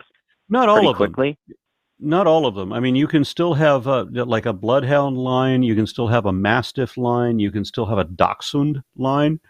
You know, surprisingly, dachshunds have a function that they can perform even in the wild. So you would have different lineages of very different types of dogs. All the intermediaries would be gone. You know, there would be no more basset hounds. You can have dachshunds because they function, but basset hounds wouldn't. Yeah. The bloodhounds work. The ones Dachshunds work. Basset hounds, not so much. Gotcha. Okay. Well, I'm happy to hear that you're not as aggressive as other atheists have been when I've brought this topic up in the past. Like I said, I do believe in evolution, not because I generally have a great understanding of it, but because I'm just going to go with what 90% of the most experts say about it. So I'm just gonna go with that for now. I wouldn't and say it's been believe true more in, often. because believe implies that you're convincing yourself that you're going to make believe. I would rather say that I accept, or that that I can only assume that the experts know more than me, and maybe it's true and maybe it isn't. That I'm just going to have to side with. I'll have to trust the experts on that one, since I don't know, something like that. But I wouldn't say I believe in it. Right. Well, excuse my use of that word. That's essentially what I'm saying. Also, I am going to accept what they say. They obviously know better than me, and right now we're unfortunately living in a time where lots of people who don't know anything about anything have a lot of opinions on vaccines and COVID, and you know the deal. Yep. But okay, well, thank you so much for chatting with me. It was really nice to talk to both of you. Thank you very much. My pleasure. Bye. I don't think I talked to Joseph. He said both of you. Taz in North Carolina is who I got for you. Okay. Hello. Hello, Taz in North Carolina. You're on the line. Oh, exciting. Sweet, hon. Nice to speak to you, Aaron. How you doing? Or Aaron? Yeah. It's all right. Thank you. Well, I guess I'm going to try to present this in an engaging way. You know, I recently had a conversation with a theist at my workplace, and I felt like it was very productive. And maybe I'm going to try to show the format of that conversation that I would like your opinions on. Because, you know, I come from a pretty religious background, have a few really deep scars, and the hardest part of it, you know, for me, was that I was going to burn, you know. But now that I've come past that, and a man come up to me saying, we'll call him John Boy. His name ain't John Boy, but John Boy comes up and he's like, hey, I'd like to invite you to my church. You know, I've seen you around. And I looked him in the face and I said, I don't know if you'd like that, because according to your book, you know, I'd burn. And I made it very clear that I understood what was in the book and that I was okay with that he believed it. But we were just, you know, fundamentally diametrically opposed. So instead of like confronting him on the logic, the formalities, the information, I jumped straight in, like in Mario 64, to the emotional argument. You know, that he should look at me and say that I'm going to burn if he believes what's in his book. And once he started saying, oh, you know, no, my God's love, my God's mercy, I realized, no, that's what you believe. And once I explained to him that I think that all this love in his heart wasn't given to him by his God, it's just him being a good person, and he should get credit for that. And that made the discussion move in such a way that was really productive. And I was wondering if you've ever talked to someone and jumped in at that angle, and if you have or thought about it, if it's worked for you. Because it seemed, I mean, I still give knuckle bumps to him every day at work. We're still cool. He just understands that we're on two different places and we don't hate each other. And I feel like that'd be super, productive. I've never been diagnosed as being on the spectrum, and I don't know if I really am, but I often feel like it because emotional arguments have no impact on me at all. It has to be a rational, logical argument, or it's no good. And so I am at a loss to understand people that are emotionally motivated, and they need that emotional factor in order for something to be deemed true. My wife has told me that this is a failing that I have, and I just have to take her word for it, that I really just don't get that. When I'm trying to connect with people that in their belief in judgment and in damnation, when there's logical failures there, and I try to point them out, and the logic to the people that I meet in my personal experience when we have these discussions in real time or face to face, there's just no getting through. It has to be entirely emotional and this I'm talking about people that I know well for years or family members. If it's not emotionally evocative, it's nothing.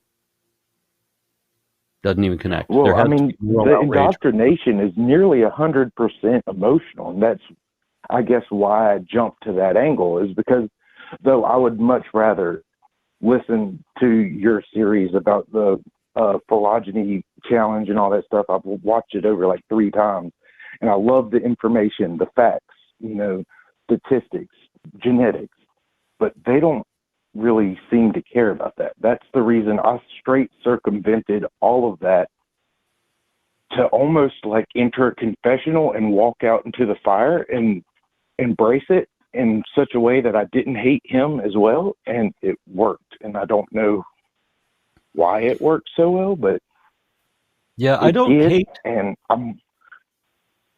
I've learned not to hate believers because I even though I see faith as wholly dishonest, and I know that defense of faith requires lies, and that people will knowingly lie in defense of the faith. I know that's a defense mechanism of the faith itself, and that it's very much like having a chemical addiction that prompts you to lie in defense of your addiction and to try to cover up that you even have an addiction. But some of the strongest advocates for atheism that I've ever met were former believers, and they were deep believers. They were seminary students. They were training to be missionaries, or they were missionaries and then training to be ministers or what have you. And it was their studies that eventually led them out. So I understand that it is possible to reach these people, and I have to forgive them for a position that philosophically condones lying. I'm not sure it's the condonement of the lying. I mean, if you're going to leave them on their religious pedestal, as I did with John Boy, yes, you really are kind of coddling to the lies.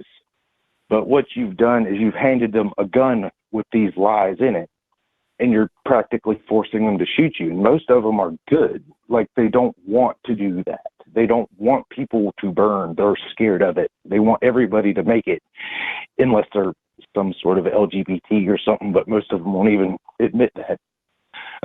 But and there's so much once hypocrisy, you give them that ammunition. Yeah. Yes, there is. I felt like once I gave them that ammunition and told them, look, I've committed the unforgivable sin of knowing the name Jesus and saying, it doesn't mean anything anymore to me. Once I realized it was a lie, I was really like mad about it. But now that I'm not so mad, I read a theist's argument today on Twitter that was saying that parents of students in religious schools, or that religious schools have to ban children of gay parents, because if you allow them in, then that normalizes them, and the other students won't continue to hate homosexuals as they are required to do. That sounds pretty vile. Yeah. So no love, or there's no hatred like Christian love. Yeah, I've heard that one before, and I solely stand with it. But I was just wanting to shoot that by you, and big fan, been extremely nervous this whole call, but I'm not going to take up any more time. I hope it was productive. You guys have a great day. Thank you very much, and thank you for the question. Jimmy, who you going for next? Well, we've got somebody being screened right now to see whether or not it's a thing, because we've said only theist calls from here on out. If neither of these calls turn out to be theist and people just calling in, ignoring the directions, which it looks like one of them is, then we won't. Then we'll just move on to super chats for the night. Just a reminder to everybody: any super chat of $5 or more will be read. If you want to complain about me, that'd be the place to put it. You'll get to hear me complain about me in my own voice, because usually I read them off to Aron. Let me just throw my own thing in there. If you are a believer, sincerely, I mean, if you hold a sincerely held religious belief, if it really is sincere, and you have faith in your faith, challenge it. Call in. Cowards. No, I'm just kidding. I get so tired of it. It's so like, it's all these people who are real brave on Twitter and then they never show up. Did you just leave? What did I say? Just kidding. I think you're getting a snake or something. Man, chatty people talking to the screeners are the bane of our existence when we're waiting to see if they're ready to go. This person's taking a while to screen. The other person does appear to me to be, no, looks like it was an atheist caller, and then the last person looks very much like an atheist caller. The last time I was on Atheist Experience, I remember my daughter was in the audience, and I really wanted something cool to happen so that she would be proud of her old man, right? And it was every caller was somebody saying, hey, I'm an atheist, I'm a fan of your work, I think it's really great, what you're doing is really great. I'm like, yeah, that's nice, but it makes really shitty TV. Yeah. Yeah, we already have that as a hard rule. You don't get a call just to compliment us. The last minute of the show. Yeah. When we finally got a believer, and she was worth talking to, but there was only 1 minute left. Yeah, it's it can be frustrating. I mean, we got a few theists in today. Obviously, Charlie's call wasn't Charlie was not a theist. Charlie's a bullshitter. Charlie, I think Charlie's delusional. I wouldn't say Charlie is. Jake was the one that was obviously a troll. Then we got Charlie the person. It's just as obvious with him. Yeah, he knows that he has to skip the question. He's only there to waste your time. I think Charlie reckons himself a Christ figure, because it's always, and the day when I tell you, you're going to, and it's literally like, then go make the video, man. And if you don't bore us within the first 5 minutes, we might watch the rest of it. I don't know. It gets real old. So, you know what we need, Aron, is next time that you're going to come on the show, and as you're having these altercations like you were having this week with theists, you should set them up for the challenge of, we got to do a little promo video on your channel saying like, hey, this week, taking on all comers. The way I said comers there sounded weird, but we got to lay down the gauntlet a little more in advance. Are people asking what you're drinking? Yep. You don't answer unless they pay. You got to pay. You got to pay. I didn't answer. That's still answering. You don't have to say it out loud. How do you think deaf people answer each other? Come on. Let's see. I'm adding some things to the queue here. Let's get that all started. This is going to change your background here. Oh shit, that's broken. 1 second. I gotta fix shit. Oh, what an unprofessional production company. When am I on this show again, by the way? Because I've been wanting to do something like this on my own, but when you offered the opportunity, I just wanted to open up calls to just argue with people. Because people are always challenging me constantly and threatening me and telling me that I'm scared to talk to them in real time. Yeah, that keeps happening to me on Twitter. They? Right. That keeps happening to me on Twitter, and I'm like, all right, so you're going to call on the show, right? And they're like, oh, I'm not going to waste my time. It's like weird. It's almost like you're only brave when you have a cartoon anime person for your profile photo, and your name is something like Squeeze McDumbass. Like it's like almost if it was actually your own voice and you had to defend this in real time, you maybe aren't as brave as you're presenting. I don't know. That's and conspiracy. Somebody last week was telling me that that I would be afraid to say this to his face. The guy doesn't know what kind of faces I've gotten into in my life. Yeah. So that's what happened. Both we're going through the same thing right now. I don't know if Twitter's just becoming the same piece of shit for both of us or what, but that's been happening to me too. And I keep accepting, but nobody wants to meet me at the playground. I'm like, fucker, I'll do it. You threw down the challenge, so you got to travel. I got a real job and shit. But you show up, I'll be there. I told this one guy, I said, okay, I don't know anything about you. I'm just assuming that you ain't shit, but it wouldn't matter. I said, let's just pretend for a moment that you can beat me up. Maybe it's true. Maybe you can really beat me up. Yeah. Let's say you did. Yeah. I still wouldn't cower, and you still wouldn't be right. You'd still be just as wrong and stupid and in jail, and I'd still be, maybe I would be beat up, but I'd still be right. Well, I'm 6'2", 250. You even if you win, I'm going to make your week suck. You're still going to be sore, piece of shit. And it's Texas, I've got my backup plan. I can take a punch. Yeah, I've been hit by some huge people. I got 4 older brothers. I'm not scared of taking a punch. Jesus Christ. There were 5 guys that wanted to start some shit with me, and the biggest of them hit me 4 times, and I was surprised that I was not unconscious. And I wasn't going to fight back because there's 5 of them, and I was 19, and they were all in their 40s. And there's just something about men, grown-ass, middle-aged men, that they'll just take your body somewhere and bury it. They're not going to bullshit around like a bunch of kids would, you know? Yeah. There's also, so one thing that's kind of funny is on Twitter, people have this idea that like leftists are all these like, they have an idea that it's like some 20-year-old 130-pound person who's like, they like to use the word soy a lot to describe them and stuff. And then they come across like someone like you or I, where it's like, motherfucker, I hurt myself with wood for fun. That's what I do. That's how I am. I weigh twice as much as you, and I am tall. I'm a big, like, you don't scare me. I'm ready to, you pick. I can out debate, I can out fight, and I can out fuck you. You choose one. We'll do any of them. They never choose. They never choose out fuck. I haven't had a lot of fights in my life because it's surprising how rarely that it resorts to that. I've usually been able to out-talk somebody to the point that we just don't even ever get there. I've even challenged people to their face, and we just never get there. I honestly don't know how good a fighter I can be. I know that my son is all about that. He's gotten in more fights in any given month than I have in my entire life. Is he doing it for recreationally? That's too many fights, Aron. Yeah, he's kind of really into kung fu. Oh, okay. He's doing it on purpose. He's a security guard, bodyguard, bounty hunter. Yeah.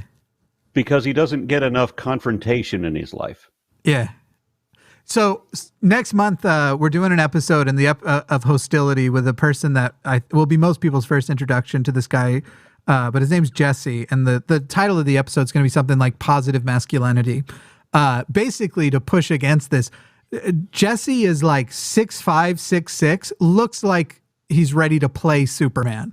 The guy is from the ground up a fucking tank. This guy, there's nobody who walks up to this guy and is like, "What are you gonna do, soy boy?" It's like you avoid him on the off chance. But then when you talk to him, he's the nicest guy. He's like he's definitely a feminist. This guy is so not the stereotype of the giant masculine man, despite being the giant masculine man. He took his wife's last name. Like, that's so wholesome and beautiful and he's just like the best guy and just like he's like a walking hug. But if you didn't know, you'd be like, that guy's either Superman or gonna murder me. I don't know which. whenever we're talking about fighting, I'll because I've been in very few. I have to go way back for the last time I was in a fight. Yeah. But I did get into 2 different fights with 2 Kenpo karate instructors that we're all friends, but at some point, friends have fights. And I beat both of them. And that makes me not have any respect at all for Kenpo karate, because these guys were so much. Both of them were bodybuilders, both of them, and they're instructors. And I beat them without any training at all, and no, I wouldn't say any natural talent at fighting either. And yet, they should have, if they didn't know. Maybe they would have done better if they didn't know Kenpo karate. Yeah. That's they got in their own head too much. Yeah. See, I never did any of the things like wrestling or whatever, but my older brothers did, like wrestling and what's the one is Taekwondo the one you do mostly on the ground? You learn different ways to hug a person into submission. Yeah, I don't know. My son could probably lecture on this for an hour, but I don't know. Here's an entire type of fighting that is all about submissive hugging. They were doing that one. It was lots of submissive. So I learned a lot of submissive hugs.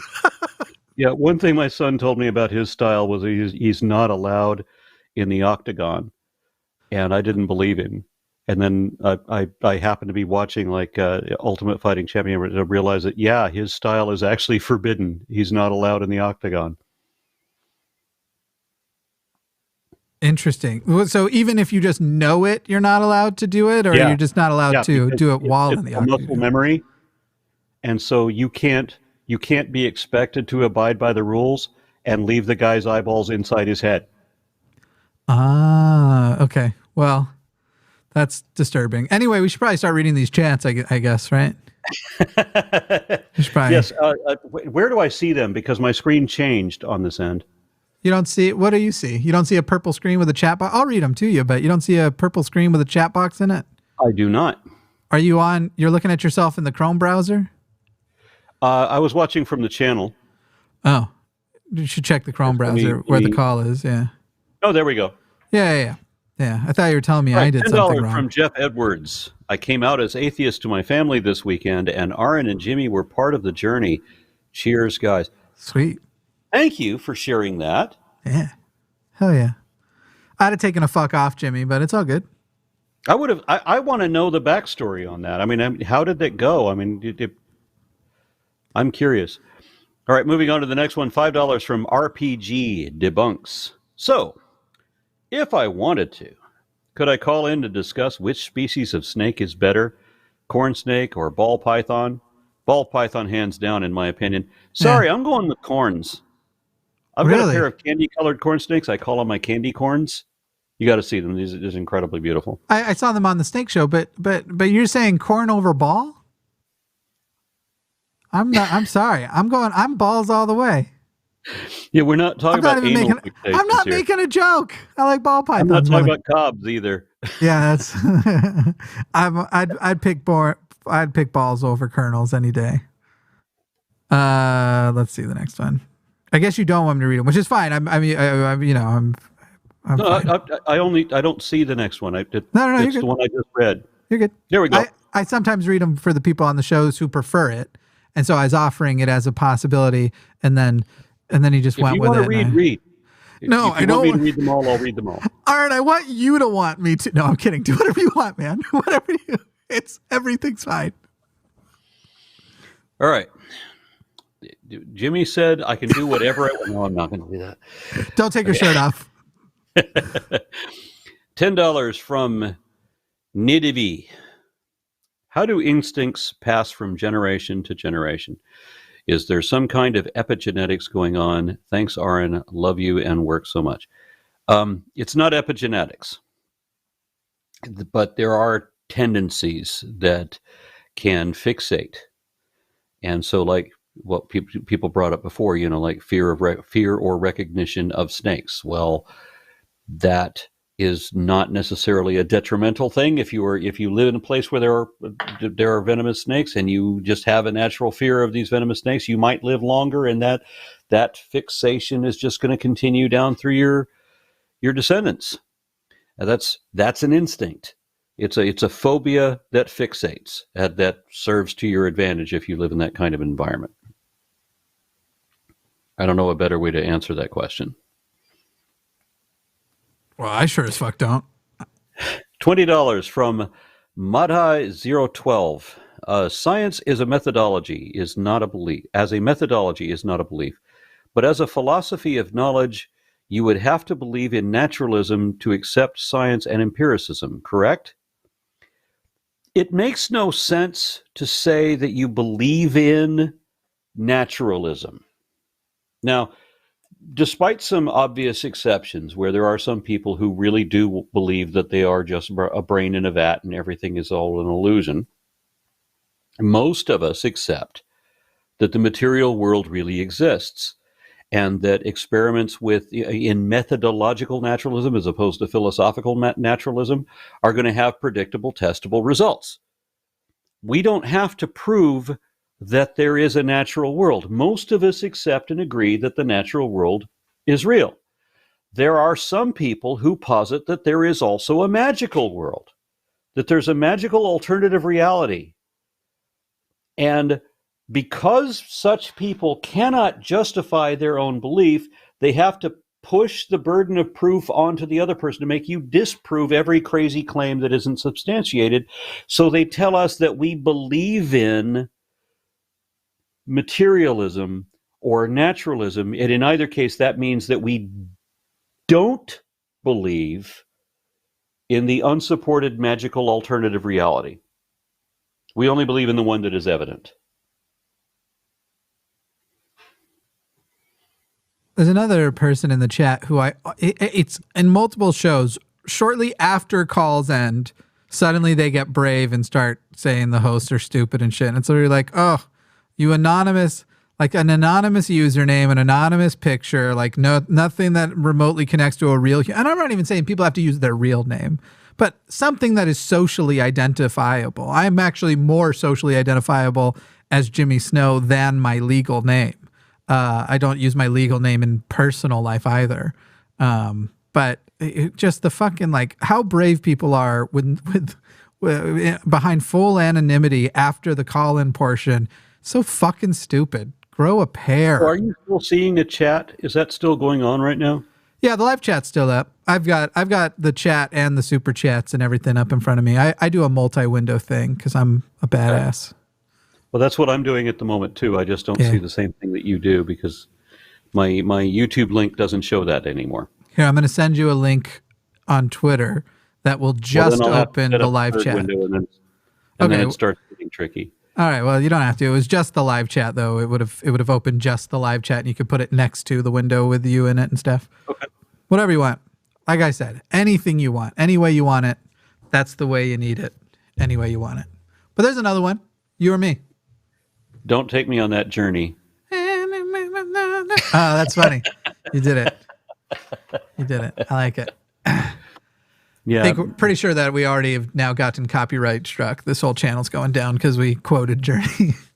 Yeah. Journey's a dangerous one to do that. I loved this old cartoon movie, Heavy Metal, and it wouldn't come out on videotape for the longest time, for like 20 years. Every other movie that came out on tape a year later, but not that one. Not for decades. Not until nobody did videotape anymore. When Perry finally let go of the copyright on his one song, because he's the only one that was holding up the whole thing. I get worried every time I say like the words yesterday or imagine on the channel. You know, just fucking Beatles. You know, that's we really the ought worst to do one. a song of Imagine Yesterday.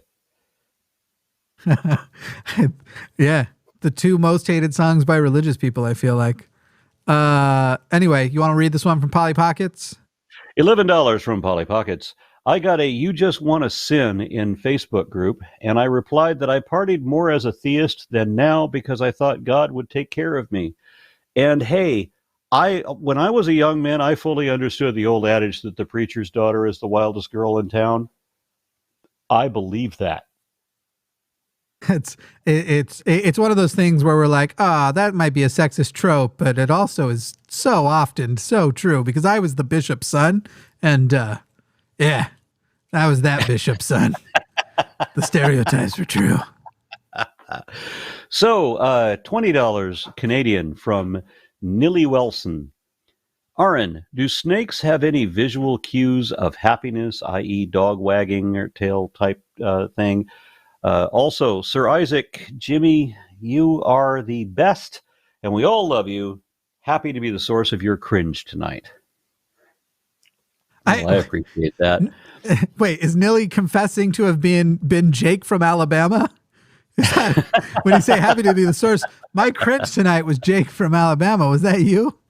Also, I think Nilly, there are a number of people who are watching who are going to say, "Don't say we all love Jimmy. Don't speak for me." But anyway, go ahead and you can answer the happy snake question. Yeah, there's a lot of subtle body language with snakes. And there, somebody had mentioned in the chat actually earlier, one of the ways that you can tell if a snake is stressed, because the snake that I had out earlier is always stressed. He's got this like condition that I have to work with him.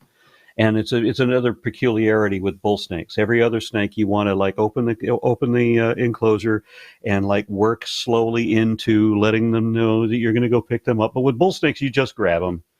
You don't, because there's just something about the mentality. But there's a time and duration on how they flick their tongue. Some of our snakes will do tail tapping. Some of our snakes, and sometimes it's the same snake, they will ask to be let out. And if you pick them up when they don't want to be let out, they tap their tail like a rattlesnake.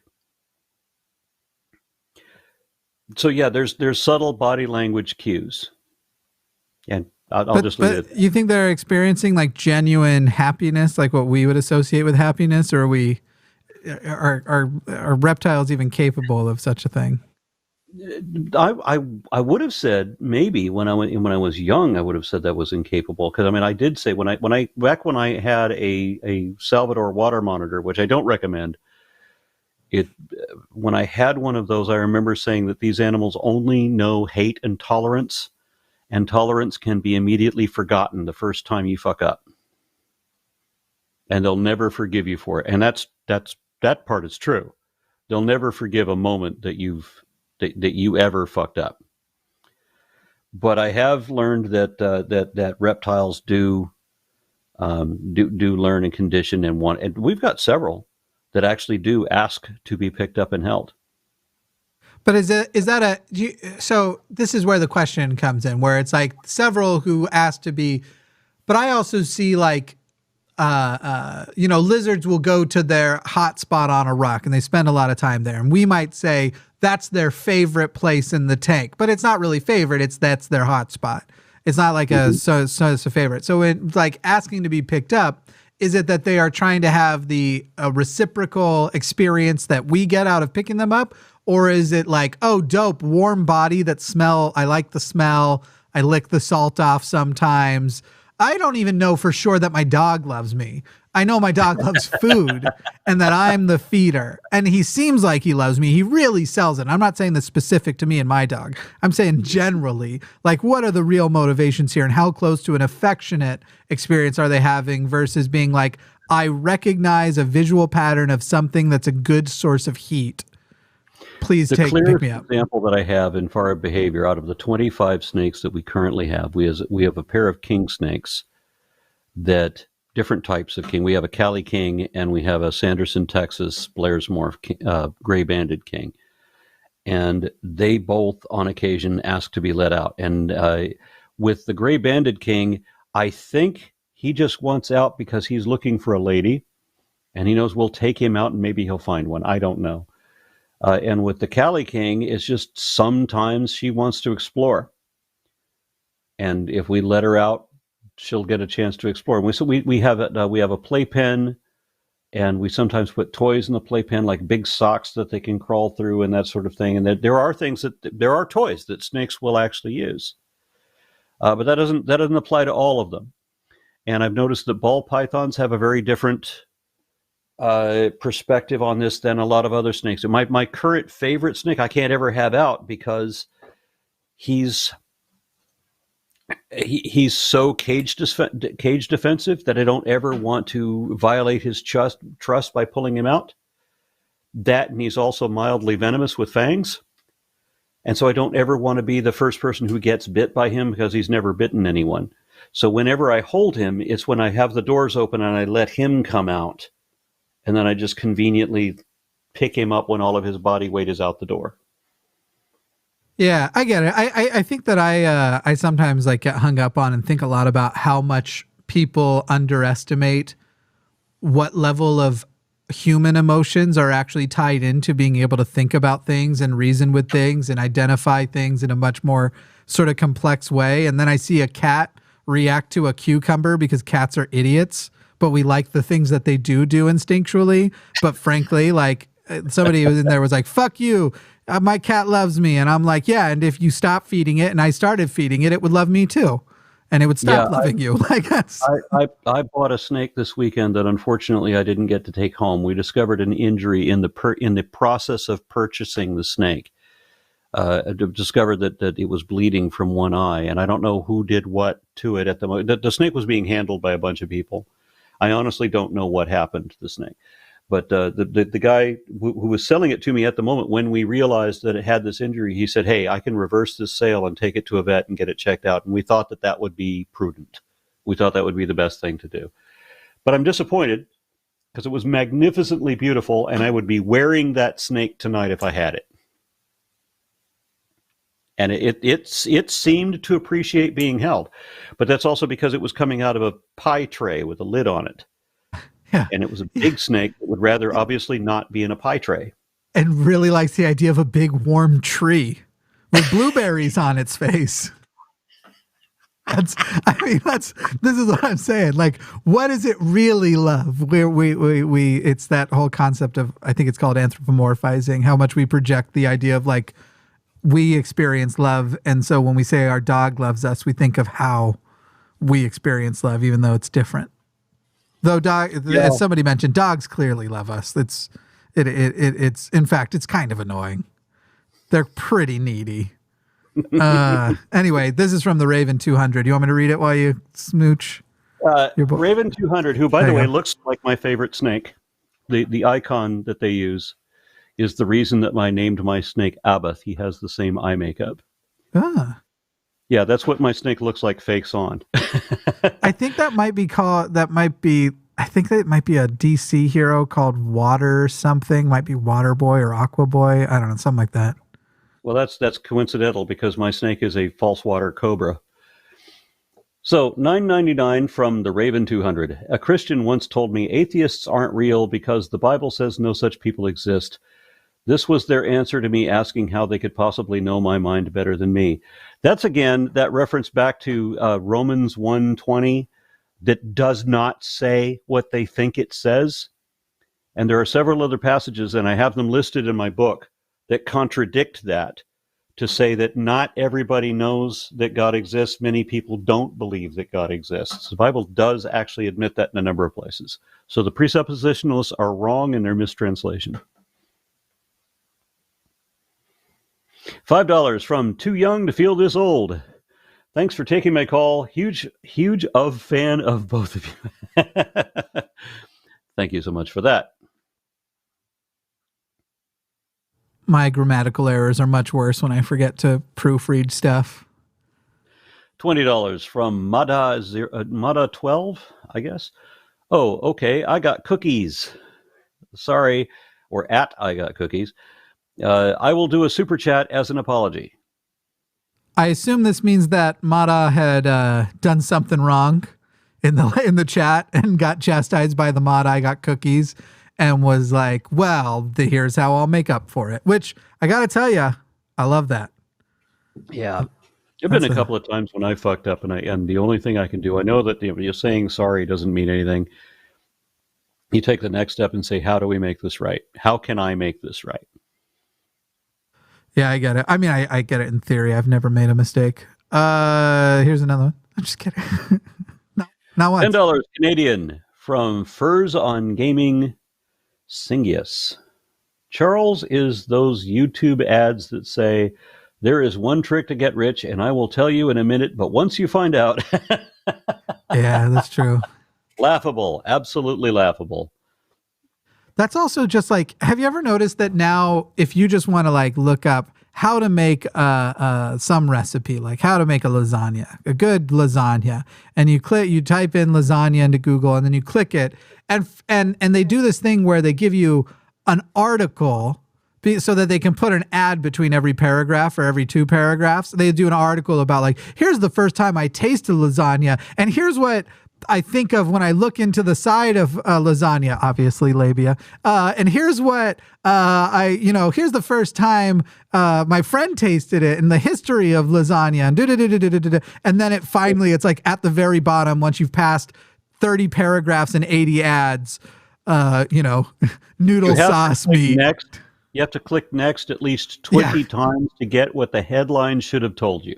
Yeah, and those are the like, you'll never believe what these 20 celebrities look like after their nose jobs. And then it's, click next thing. All right, anyway, sorry. That's, I have things to complain about all the time. I've realized I actually just sort of enjoy complaining. I do. $14.99 Australian from, I'm guessing Australia, could be, that's awesome. We'll just go with Australian. It is. From Tone McAdam, right? Looking at images of the human nervous system from the Body World's art exhibit, I can't get past the idea we are all just electric tentacle monsters piloting meat suits. Am I technically correct? Yeah. Yeah, I definitely think that people's concept of the difference between us as an animate object versus inanimate objects is much smaller than most people consider. Yeah, those tentacle monsters will not survive without the meat suit, though. That's true. $10 from James Call. All that copulation after getting off of the ark is another type of heat problem. Well, they weren't copulating after they got off. I mean, they were getting off during the copulating, but they were doing that on the ark because there's nothing else they could do. Gross.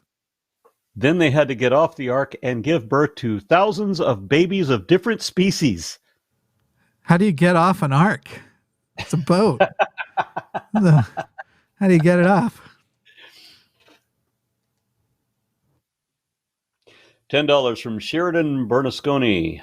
Marlon, why are you Filipino Catholic? Was on your channel in a very heavy discussion. P.S. I love your blue beard. Thank you. It doesn't mean anything.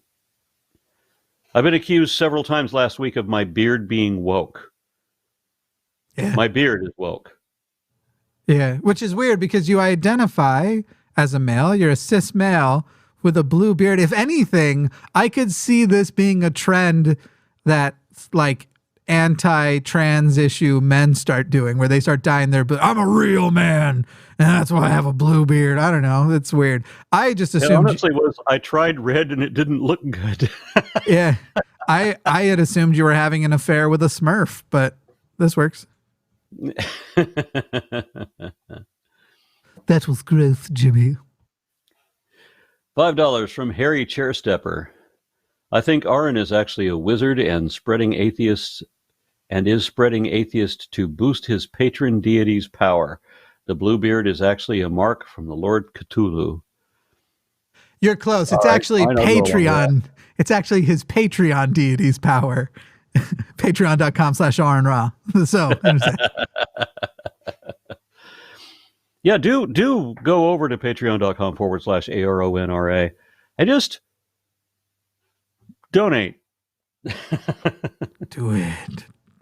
$5 from Eddie Dean. My kid had a basketball game today against a Christian school. They lost. Who did? The Christian school? I'm guessing they refers to the Christian school. The basketballs were clearly washed in the blood of the Lamb. Jesus is real. Oh, I guess the Christian school won. Okay, well, they wouldn't have been able to do that if it was football, because you're not allowed to touch the skin of a pig. Yeah. Yeah. Tell me next time BYU or Notre Dame or any of those places have good seasons and we'll talk about if God favors. I love that. I love all these places that are so dedicated to God that when they win a game on the rare occasion, they're like, this was God. Thank you to God for winning this. But usually they're like dog shit teams. You're like, why is God so often favoring the heathen teams? What is your problem? Wouldn't it be nice if there were heathen teams? Oh, yeah. Even just a team called the Heathens. I play for the infidels. I don't know what sport it is, but Shannon was just tweeting about how she was going to watch the Oilers play the Senators. I'm guessing that's hockey maybe, but whatever it is, we got Oilers and we got Senators, but we can't get a team called the Heathens. That's some dog shit. Also, we should abolish oil and senators, but that's separate. $9.99 from Brinpoo, KC. Aron and Jimmy, thanks for all you do. Thank you very much for that. You're welcome. $10 from Justin. Never seen theist explain where the 40,000 pounds of food for a pair of elephants were stored on the ark, or where that equivalent volume of poop went, let alone considering same for the other animals. Just remember that they had, according to the Bible, they were allowed one window in the ark for 8 people. And what was it, 3 levels? So there's a ladder running through the middle. And there's obviously a pulley system for nonstop shoveling of shit. Are you banned from the Ark Encounter? I don't think I'm banned from... I was... I may be. Yeah, I think I was banned at one point. I'm just thinking maybe we should do like when we start getting to do line cons, which will mean that we're being financially supported enough on Patreon and across platforms and stuff to be able to do such a thing. When we start doing line cons, we should do one near the Ark Encounter and like you, Forrest, myself, Matt, Shannon, just bring the whole fucking crew through it with some cameras and stuff. I don't know. I did it the best way that you can do it. I was walking alongside Ken Ham and Bill Nye. Oh, I didn't know you were there for that. That's dope. I was walking next to him, and you while you don't see, well, you do see me in the background of a couple of shots, but in this moment you can't see me. When Ken Ham turns to his side and realizes that I'm right next to him, and he jumps back in fear because Aron kept tickling his neck. Tickle, tickle, tickle, tickle. That's what I would do. Did we do this one? We did this one. Next one. Yep. $10 from Joshua Terry. Hey guys, just stumbled along you a few weeks ago. Aron, I went back and watched several of your debates from the past. Really great stuff. Very informative. Thank you sincerely.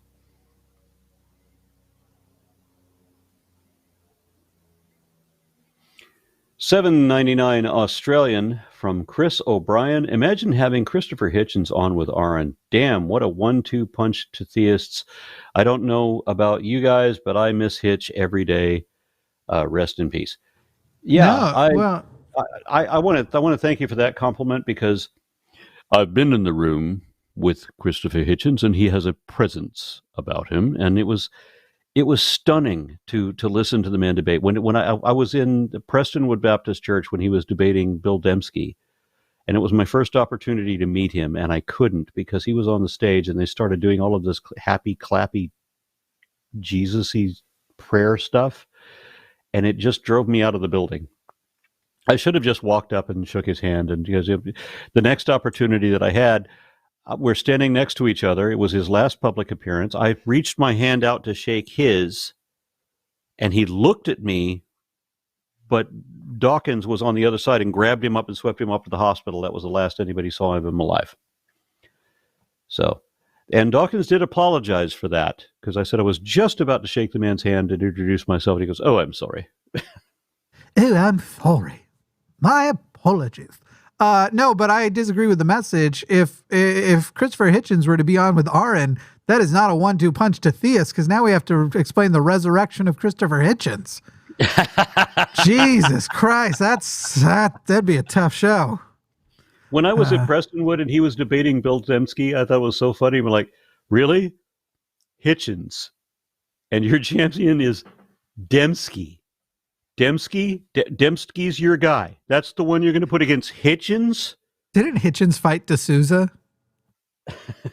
Like at some point, you're just like, hey, I gotta hit my debate quota. I guess I don't know. It just surprised me. I mean, Dembski, seriously? Yeah. Okay, but Dembski versus D'Souza, who's worse? Well, D'Souza at least knows a bullshit game. No, he's just a liar from the ground up. He just lie after lie after lie after lie after lie. Yeah, and Dembski didn't even have that. I'd prefer somebody stupid over a liar. Confused. Yeah. Dembski was visibly confused, even in his own opening statement. That's what I'm saying, though, Aaron. Would you rather have a dumbass or a liar? I'll take the dumbass any day. I have so much more in common with dumbasses than I have in common with liars. So much more. Yeah, you got me there. I totally agree. Thank you. I finally won a debate against Aron Ra. Anyway, here's another chat. So $20 from Desora TS. Aron, I think there's room in your spider series for the sea spider, phylum Subanthropoda chelicerata. I think they are neat and creepy. A mention would be awesome. If not, I'll still watch it. Well, my first episode already did mention sea spiders. The next episode will be about chelicerates, and of course the sea spider. I can't remember their classification collective name. Begins with a P. But yeah, I'm going to mention sea spiders again in the chelicerate series, although they might not be chelicerates, and that's one of the more interesting things. Well, there's a couple of interesting things I can say about them. But yeah, we've already mentioned them once, and I will mention them at least one more time. When I listen to you talk about these things, I just think about how much smarter the people who come on these shows are than I am.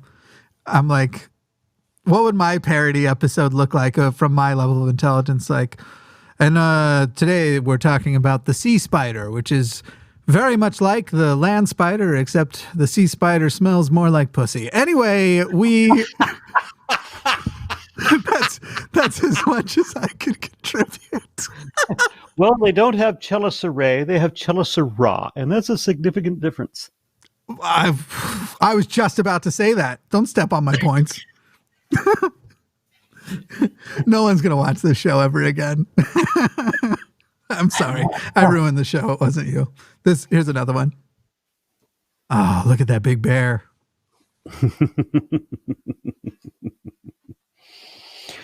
€10 from DaCoolX. I got to ask, what is the name of the puppy that sometimes interrupts your videos, hugs you, and then ends up in the bloopers? What? This guy? This is Falcor, my luck dragon. Is that? And then there's the corgi, right? Yeah, that's this one. I love a corgi. I love a corgi. It's like, what if we took a wolf and we gave it the body of an ottoman?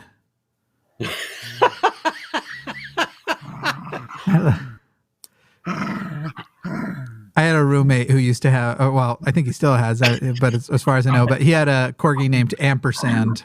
Ampersand the corgi.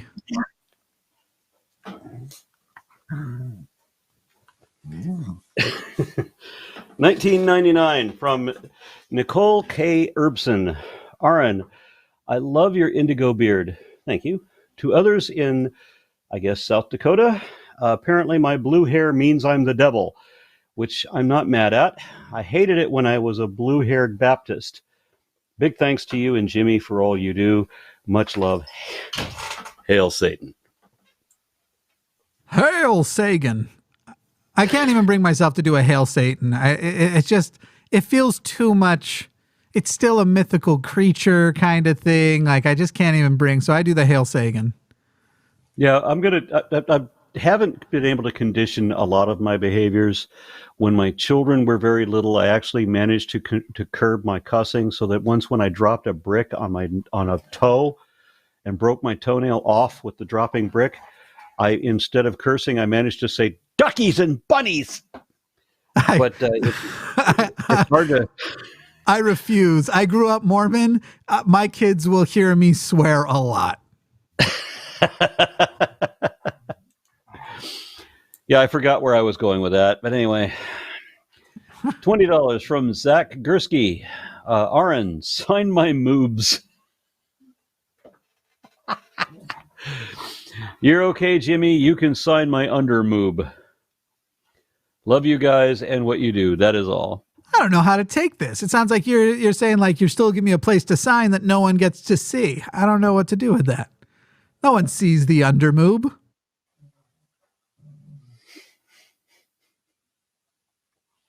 It's funnier in my head. Here you go. Here's another one. But what I was saying about the conditioning thing is I would love to be able to condition myself. I have conditioned myself that when somebody sneezes, I say, be thou enchanted. Because that's exactly what bless you means. Now, if I could just, whenever I want to say great or awesome, if I could just say hail Satan instead, that would be funny. I used to yell like, get out of him, demon, from a sneeze, but like I said, even the joke anymore. I only recently started using the word blessed in a secular way again. I avoid most of the terminology. I get you. So €20 from Anna N. I would loved to talk to you tonight, but apparently the higher powers are scared of you. The lag had nothing to do with my wonky ISP, obviously. I hope to catch you another time. This was Anna, the very first one we tried to talk to. It's always sucks when the first call is the one that's broken because I don't know if it's my fault or theirs. And so I immediately go like, fuck, what do I need to reset or change or anything? And then in this case, it wasn't ours for once. We did have a tech issue yesterday, which is why I was extra freaked out because the internet went down for like a good couple minutes during a show yesterday. Because I live in a land island. I live in rural Texas.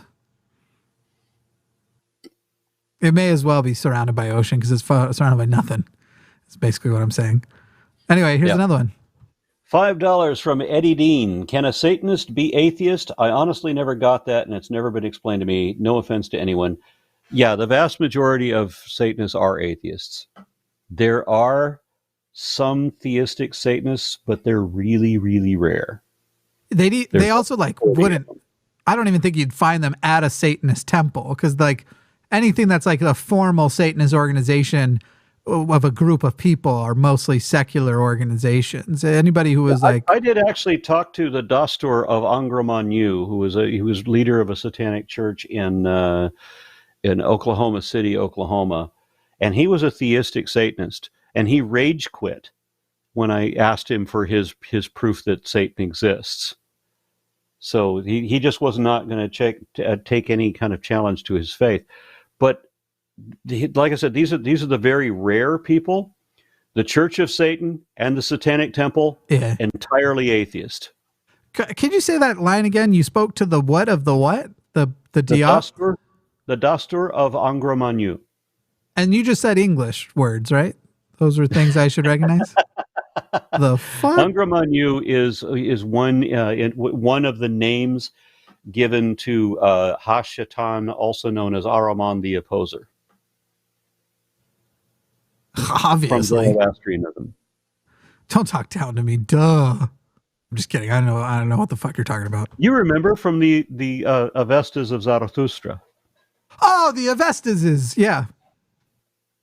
I knew it would come back to you. Yeah, something's coming. Might be gas. $10 Canadian from Devil3. Love the content, be it Aron, Jimmy, Matt, or Forrest. Going to be in St. Louis in the end of February. Any recommendations on what to check out while I'm in the USA?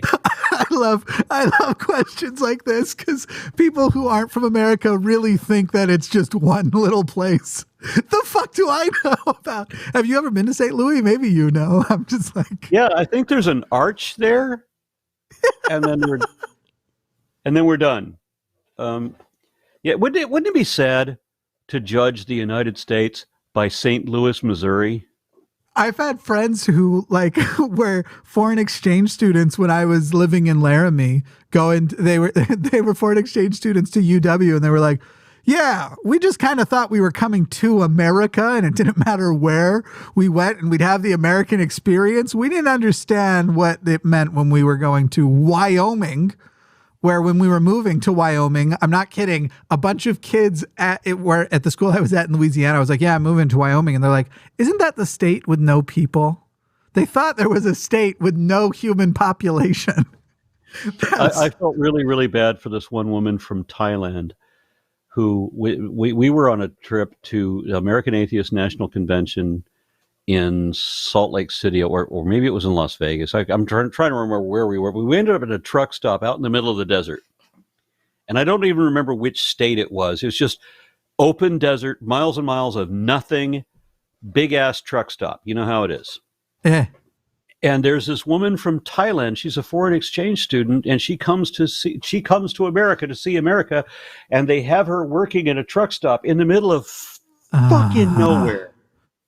It's hundreds of miles of dead yellow dirt and this truck stop. Yeah. And I remember now, we were on our way to Las Vegas. And my son, who is her age, is flirting with this girl. And I'm ready to talk to the owner. Look, you did her wrong. Let her jump in the truck and come to Las Vegas with us just for the weekend. She'll have a hell of a lot of fun. We'll be coming back through here on the way back. We'll drop her off, and she will have at least seen something worth saying that she'd been to America. That's rough. That's there's that. Just imagine how bad an experience that is. Yeah.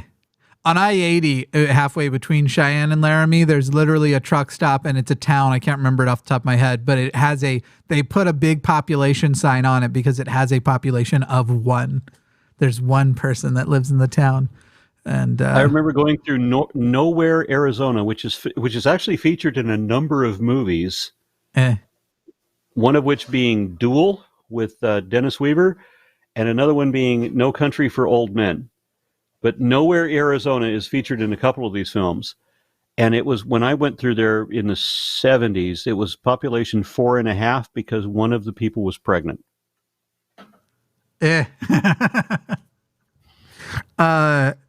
so Devil, I think the answer is, because we don't want to give you no answer, install Yelp and go where the 5 stars are, because that's as much as I got for you. You're in Canada. If you're going to come to America, don't go to St.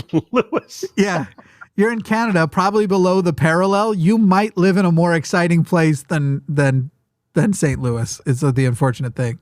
And then as far as love the content, be it Aron, Jimmy, Matt, or Forrest, might I also suggest Shannon, Katy, Arden, and Ben, who are also, and John. And if I'm forgetting anybody else, I'm sorry. But they're also all great people too. Check them out. Maybe while you have time to kill in St. Louis, because you'll have time to kill. I promise you that. So long, Screwy. See you in St. Louis. 1999 from Lori W. My 2 ball pythons, Darwin and Marie Curie, say hello. Why, thank you. 999 from Needle Driver. Hi, Aron. I was a Muslim for 30 years. I get asked by Muslims about issues I know little about, like physics, philosophy, etc. Do atheists have to learn all these fields before leaving faith? How to respond? That's a good question, and I want to address it this way. I was working with this delightful girl in this huge office building where everybody that worked there looked like they belonged in an office setting except me and this other girl. The girl was covered in tattoos and had a mohawk, and not your normal kind of office temp. And she expressed to me at one point that she was an atheist. And I asked her what she thought of various passages in the Bible. She said, I haven't read the Bible. And I said, how could you be a decent atheist if you haven't read the Bible? Because it almost seemed like it was almost like a requirement that you can't be atheist unless you've read the Bible. And she said, well, why would I have to read mythology I already know that I don't believe? There's no truth to it. I'm like, well, no, that's fair. I have to give you that.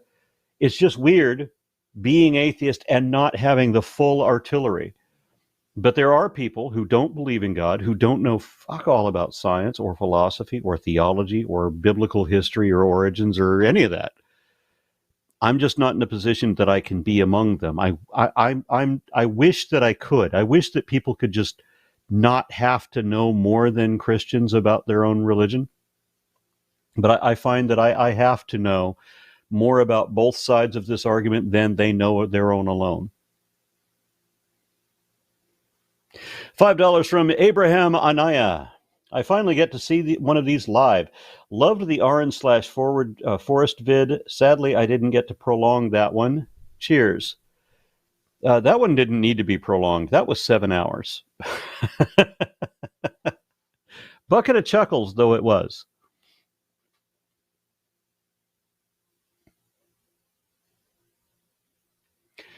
$5 Australian from, oh my word, what is this? Pibatulu.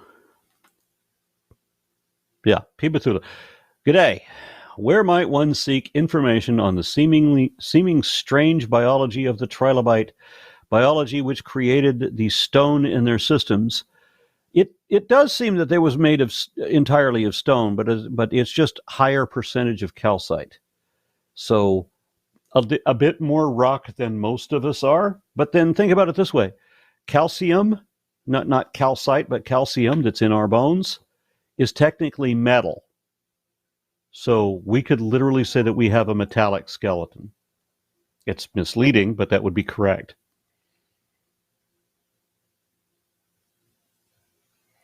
$20 from Larry Fishman. Why would a creator deity make so many vermiform vertebrates? Why make mole lizards and legless lizards and Sicilians when snakes work perfectly fine? Love the show. Patreon patron. Thank you very much there, Larry Fishman. I tend to agree. Why would you have to start with a bunch of animals that had legs and then take them away from different lineages and then have all of them suck at it except for one group that does it really, really, really well?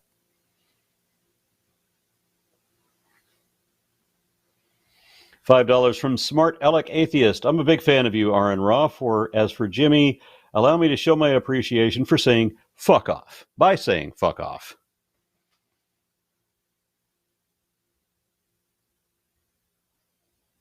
And Jimmy is apparently in the bathroom. Sorry, I had to step away for a second. Why did Aron tell me to fuck off? $5 from Abraham Anyaya. I finally get to say, we've already read this one. Oh, my bad. I actually did step away. I was sending chats from the other computer, and now I'm back. This is the one. $10 from Light Halcyon. I'll finally do the Patreon if you do a line con in driving distance of New York. So the thing is, we need the Patreons to start doing line cons. So if you're waiting until the line con, and it'll be a while before we get to New York. The first line cons will be in Texas somewhere. And then as things expand and we see how profitable they are and apply those profits to doing more of them, we will do more of them. Because yay, capitalism. It's the only we have to, it's the system we find ourselves having to work within. But thank you, Light Halcyon. Did you hear about how I'm going to shave my head and cosplay as Dillahunty for a week of shows if we get to 250 patrons this month? Will you please do it in his pink beard stage? Yeah, that'd be fine. I'll see if he'll do pink at the same time. That. I was really surprised how well that played, but it wasn't something he was going to dedicate the rest of his life to.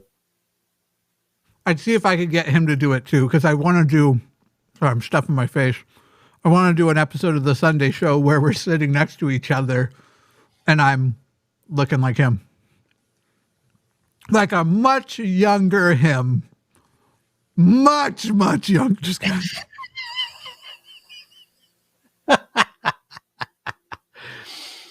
Okay. Yeah, I had my son play me in one of my videos. Nice. Wearing one of my old t-shirts from the 70s. And we did this transition where I turn into the younger self. I thought that was fun. Sounds like $10 whoa. Canadian from what? No, just go. Just keep going. It wasn't important. $10 Canadian from Furzon Gaming Singyas. Thank you for saying my name correct, if in fact I did. I have 3 breaks of 30 minutes tonight, and I wanted to see a few of your videos. Where should I start? Can't wait to see more of you and Forrest and hear Jimmy. I enjoyed the shit out of being on with Forrest. It was a little bit frustrating because we're both kind of focused on the same thing. So that was a little bit awkward. I felt strangely competitive, but also appreciative at the same time. If you wanted to watch one of my videos, I have no idea what kind of thing you like. I do secular activism. I do counter apologetics, and I do evolution explanations focusing on taxonomy, and that's the stuff that I prefer to do. But there's very few people who actually watch that comparatively. So I recently did a series on the evolution of snakes. You could check that out. That was within the last month or so. And I'm currently working on, I just did episode 1 on the evolution of chelicerates, or of arachnomorpha. All right, and I'll leave that. What's the next chat, Timmy? $20 from I Killed Earl. Dogs experience a similar rise in oxytocin when they cuddle with their human as we do. If love can be quantified by measuring hormone levels, then that's been confirmed. So go ahead and smooch your pooch. It makes them happy. It does. We just have to forget that they are also coprophages. Yeah, yeah. You know what that means, Jimmy? Oh, I know what it means. Okay. I've been on Reddit. I've seen the weird places. I know all about Rule 34.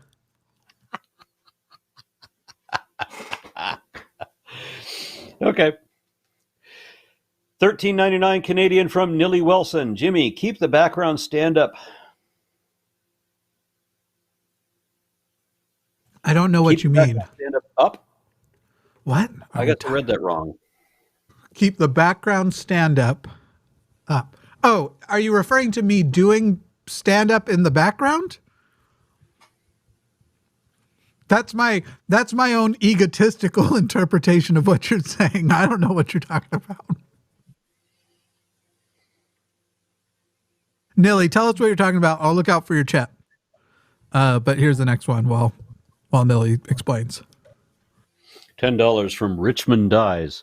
Either of you ever listened to William Lane Craig and Shelley Kagan debate about morality? Kagan ate him alive, 2012. I've only seen one of William Lane Craig's debates. What I did see was a friend of mine had posted a video of 20 years worth of William Lane Craig using the exact same argument over and over and over and over again. So my friend DPR Jones posted all these debates where he just says the same sentence, and they just put the year that he's saying it, and it was counted up 20 years of him saying the same thing. It was rather like listening to Ray Comfort say, "Have you ever told a lie?" Your last one was better. I don't know what it was. This one sounded more like Aron Comfort. But last time you had it perfect. I'm telling you this in case you want to try again. No. Okay. $10 Australian from No Idea. This is for the laughs. Aron, how does your bird feel about the snakes? Nobody seems to have an issue with the snakes except the cats. We have cats that want to kill the snakes, very desperately want to kill the snakes. And we have cats that want to pretend as if they're not looking at the snakes, so that we will turn our heads so that they can attack the snakes when they notice that we're not looking. But the dogs are cool with it. The bird is cool with it. And the bird is weird because he's not cool with anything. But he doesn't care about the snakes. Back when I had long hair and a cat, I could, no matter what sort of thing you would do, if you'd spray it or chase it off or whatever, I could not get it to stop taking my hair ties. And it would take my hair ties, chew it up a bit, not swallow anything, just chew it up a bit, and then deposit it in my roommate's sink every time. And so sometimes, I don't even know where he was finding all these. You just find like 9 hair ties in the sink. I know the dogs and the cats have a very different way of thinking about this. The dogs have figured out that we are protecting these snakes. And so the dogs know, don't hurt the snake. The dogs have figured that out. We love the snakes. We're taking care of the snakes. Don't hurt the snakes. The cats think very, very differently. So my parrot was sitting on a chair, and I have a photo of this. My parrot is sitting on this chair, and he's eating a chip. I gave him a chip. And there's a cat sitting in the chair with the parrot. And the cat is looking the other direction. And then I turn my head to look the other way, knowing what the cat's going to do. I knew this. So I turned my head and immediately turned my head back. The cat is looking away. I turn my head to look away. I turn my head right back. And the cat is not only looking at the bird, he's reaching up for it.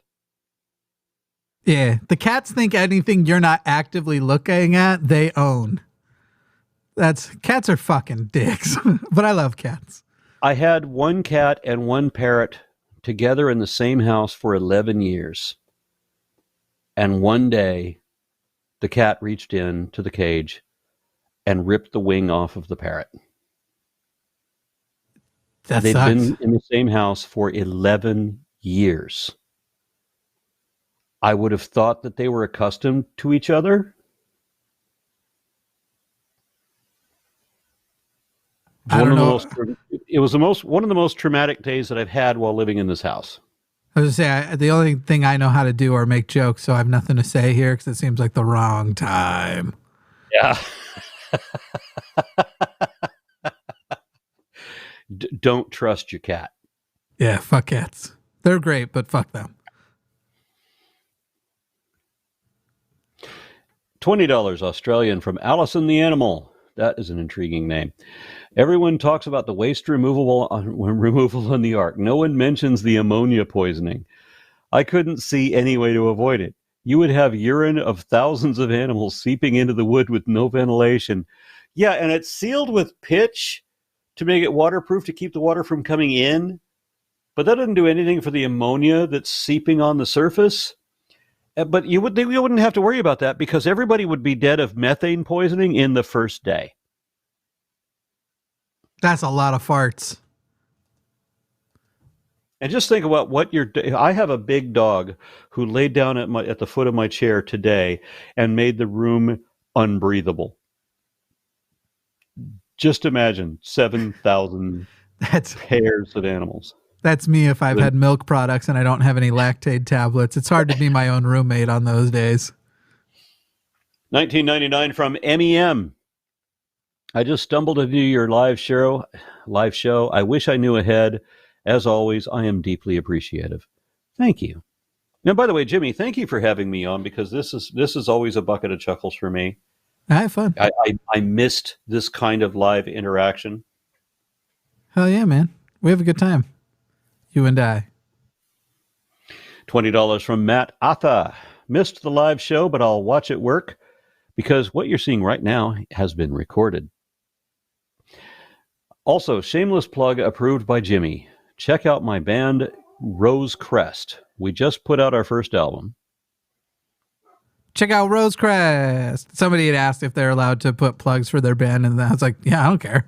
For a band, people are terrible. They don't go actually look up bands. Yeah, and Rose Crest doesn't sound much like a doom metal band, so I'm probably not going to check it out, really. But if we're wrong, tell us. But the thing that I know is that I'm an artist, and I've worked in art fields for years. People don't support you unless you're already famous. That's the thing that sucks. So I was like, yeah, buddy, go ahead, plug your thing. I hope it works out. I hope you get some listens out of it. Some people are like, actually, yo, that shit's fire. And that it wasn't some sort of scheme because it's actually like some sort of creationist band. Wouldn't that be the irony of the whole thing? $10 Australian from Poliostasis. Wow, there's a name with some punch to it. I like it. Yeah. Hey, guys, I love the show and your content, but I'm going to work on a comic based on parts of the Permian. I want to ask if you know any Permian formations out there. Which one are you interested in? I spent 2 weeks in the Karoo on strata that was roughly 263 million years old. We have here in Texas, we have the Permian Basin, which is earlier. So you got your early Permian. So the rare place that it's not entirely marine, probably the best terrestrial animal you're going to find is a Dimetrodon. And then if you want any better Permian deposits than that, you're going to have to go to Russia. Hey, what on a Dimetrodon? What do they think was the function of that stupid thing on its back? Was it just to get laid? Well, there is the potential for that, and it almost certainly was used for sexual displays. But the thing is that the sail, you got to remember that the average temperature was lower, actually lower than it is today. So these are still, this is before homeothermy was a thing regularly. So the earliest stages of body temperature maintenance was by these animals that could turn their sails into the wind, or not in the wind, into the sun, excuse me. And they had blood vessels running all through those sails. And so they were solar powered. That's the most metal shit I've ever heard. Some solar dinosaurs? What the fuck? Gotta be pedantic nerd for a moment. They were not dinosaurs. I knew that. Related. I knew as I said it, you were going to do it. I knew it. They were more closely related to us than they were to dinosaurs. Yeah. Still, I'm trying to create a visual over here. I'm trying to get some in people's. Yeah, I've seen some of the fossils that like showed that they were. Some of them had really, really tall ones, like were real big. It just seems. That's what extra. She said. Nah, not in my house.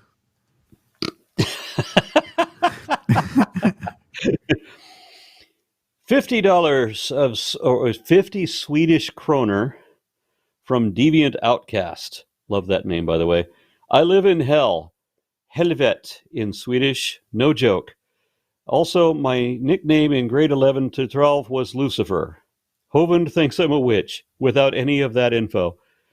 That's amusing. By the way, I remember being in Trondheim doorway on the highway to hell and stopping at the Icelandic Hell Hotel because the airport for Trondheim is not in Trondheim, it's in hell. So they have this lovely 5-star restaurant in hell. And this beautiful little Norwegian blonde hands us the room keys and says, "Welcome to hell." That's awesome. Which is always exactly the way I imagined it. If it makes you feel any better, Deviant Outcast, I'm pretty sure Hovind thinks any woman who can do math is a witch, so. $10 from Micro Addict. Aron Ra, the sea spider is Plas pycnogonida. Pycnogonids. Cool critters. Speaking of critters, my Micro Addict live stream later tonight, some new samples. Curious. Yeah. They do like under the microscope live stream, so you can just watch little things do little things. Neato. Yeah, I'm tempted. $5 from Eddie Alive. Fun fact: Elvis was a black belt in. Elvis was a black belt in Kenpo Karate. Aron, great job as always. Very entertaining and informative. Jimmy, good effort. Thanks, guys. So what you're telling me is that when I weighed 100 pounds less than I do now, I could have kicked Elvis's ass. Too bad for Elvis. He wasn't a black belt in Kenpo Karate. Am I right? Low jump. Too soon, Jimmy. Too soon. How could you? We trusted you, man. Anyway. $10 from Zach Gursky. Y'all really are great. Was nothing personal, Jimmy. I feel bad now, so you can sign up by the nipple. Sign by the nipple. Hope that extra $10 made you feel better. I had to do unspeakable things for it.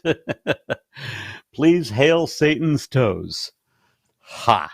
The $10 does make me feel better. You should see what 50 can do, though. I was trying to sound more whorish, but nobody buys it from me. I aspire to whoredom one day. Here's another one. It's like this T-shirt that I saw that I really love, and I know that I've told you about it before, but maybe the audience will find it humorous. The T-shirt was, "I'm not gay, but $20 is $20." Yeah. Can you imagine the guy that wears that as a T-shirt? I'm not. I wouldn't wear it because I don't want to turn down it. I don't want anyone to assume I'm not gay. That's something that specifically you have to, I think, be a straight ally who's nice to pull off wearing. $4.99 from Nuzzy D. Y'all are awesome. Do you have any references for ethics/secular parenting? As an atheist dad, I'm trying to get ready. What are your top 3 bands? Well, that's a bunch of questions there. For secular parenting, if we're talking about education, do not attempt homeschool because of the fact that you know that your kids are not going to be taught evolution in school.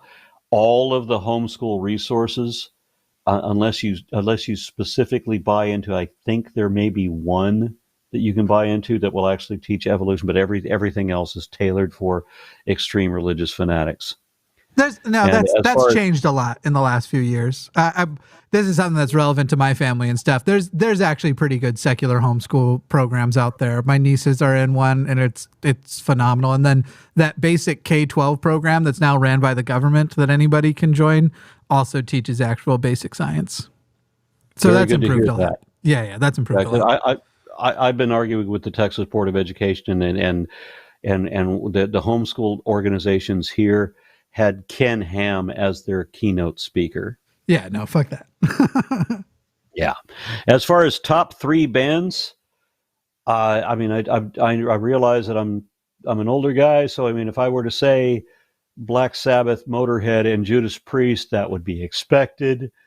But I'm going to try to go with some newer people and like Arch Enemy and In This Moment. And oh my gosh, I can't remember the name. Jimmy, what's the other black metal band I like? I don't know. What? I couldn't name a black metal band, let alone the one you like. I like Leo Morachirashi, whatever his last name is. The guy who he's a parody artist. He's a really talented metal artist who turns like modern songs into metal versions. I like that. I love listening to the Pokemon theme song as a metal song. That's dope. Like Leo Morachio or something. In concert 3 times now, the Mongolian folk metal band. That's funny. Have you ever seen did you ever watch the show Community? No. Oh, there's that episode where they get Green Day and they're like, all right, we're going to do, and tonight's event will be headlined by Green Day. And then it turns out they had booked a Celtic band called Green Day, and Day ended in an E. Yeah, it's pretty great. By the way, I'd put Green Day probably in my top 3. I'd probably do like Queen is my favorite band of all time. Followed maybe by Panic at the Disco and Green Day. But apparently I'm a 17-year-old lesbian in 2006 because that's my favorite bands are what 2006 17-year-old lesbians like. That's what my favorite bands are. Anyway. Is this? Oh, that's the one we already did. Okay. $10 from Lighthalcyon. Okay, fine. I'll join the Patreon, but you won't see me in Texas anytime soon. I get that. I know so many people who are fleeing the state and dear friends who will not come back. I get it, like especially with the trans stuff that's going on, and so I totally get it with trans people who are leaving. The hard part is like not only do we need people not to leave, we need more people to come. The state is close. We can win. We can take it back. And honestly, the fucking thing that needs to happen is Texas needs to be split into multiple states. And fucking, oh my God, that Austin has to be Texas. And I hate this. Whenever I'm talking to people, I'm like, hey, I'm working on a thing. So if you ever need to do a working vacation, you'd have a bedroom and an office at my place. And then you don't have to take like regular time off from work if you can work remotely. And they're like, yeah, but I don't know about visiting Texas. And I'm like, I'm not asking you to visit Texas. I'm asking you to visit Austin. They're different. It sucks. Fucking sucks. It's getting increasingly difficult to distinguish Texas from Tehran. Yeah, but living in that, that Dallas and Austin and Houston and all these places, like when people are thinking of Texas is being held hostage. If voting was mandatory in Texas, Republicans would never win another election. It wouldn't even be close. That's true. Yeah. And it's fucking so frustrating because this state is within grasp. That's the reason why voting is not mandatory. Yeah, no shit. Yeah. Yeah. Oh, excuse me. I got hiccups. Anyway, I'll give you another one. Which one do we leave off on? Lighthalcyon. So here we go. $5 from Eddie Dean. Who wins in a fight, Ken Ham or Kent Hovind? Ken Ham is really old, and Kent Hovind is just so fucking obnoxious. Yeah, it's hard to say, because Kent Hovind survived prison, but Ken Ham survived Australia. Which, well, that's a lot. Well, you still have to go through I believe the highways are rivers full of crocodiles that you have to swim. The only wildlife you have are the fruit bats. Yeah. All right. Fair enough. I just like to make jokes about how dangerous Australia is because I like getting hate comments from white people saying I'm discriminating against them. Oh, I will say this interesting thing about Brisbane, and I genuinely like this. Brisbane is North Australia, and so it's the northern part of the eastern coast of Australia, but still it's north. So it's because it's in the southern hemisphere, north means warmer as opposed to where we are. So the interesting thing was that there was this beautiful picture of what I think they called the Gold Coast. So you see all these skyscraper hotels and everything, and it looks absolutely lovely. Gorgeous beach and everything. Nobody on the beach. Yeah. Hey, cuneiform tablets. If you get out in the water. Fuck yeah. That's metal. Cuneiform tablets, why don't you call in sometime with this thing? Because you asked, why is Jimmy so profane? Aaron isn't. That's one of the reasons I dig him so much. Go ahead and call in with that question. Call in about profanity and try not to sound like a Puritan child who hasn't matured past some fucking bullshit societal thing of, oh my God, but forget about, this is the thing that I fucking hate about people who check each other's profanity. My dad doesn't swear almost ever. But my dad says and does hateful things and will try and scream it. And so it's funny because we'll be talking about like times he was screaming at us. And when we try and repeat the story, we'll swear on his behalf and then go, well, he wouldn't have sworn. So we'll say like, yeah. And then he's looking at me, he goes, what the fuck is your problem? Why are you such a fucking idiot? And it's like, except I guess he wouldn't have said the fucking parts, but it clearly had that tone. It had that feeling. How you convey, I just love this idea that like, oh, it's more righteous to not use swear words. The actual tone and the fear that you're trying and the way you're trying to be insulting, none of that stuff actually matters. The spirit of the swear word being present doesn't matter. That I actually didn't say these magic bad words. Grow the fuck up.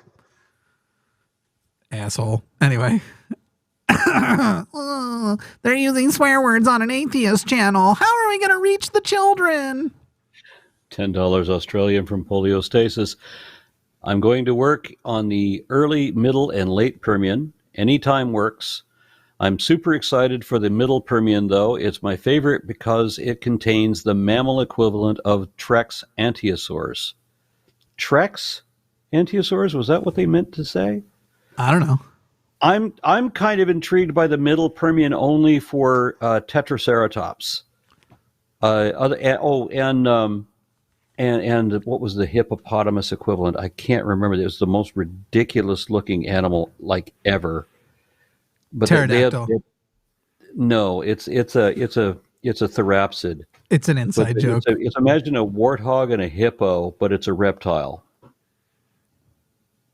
Yeah.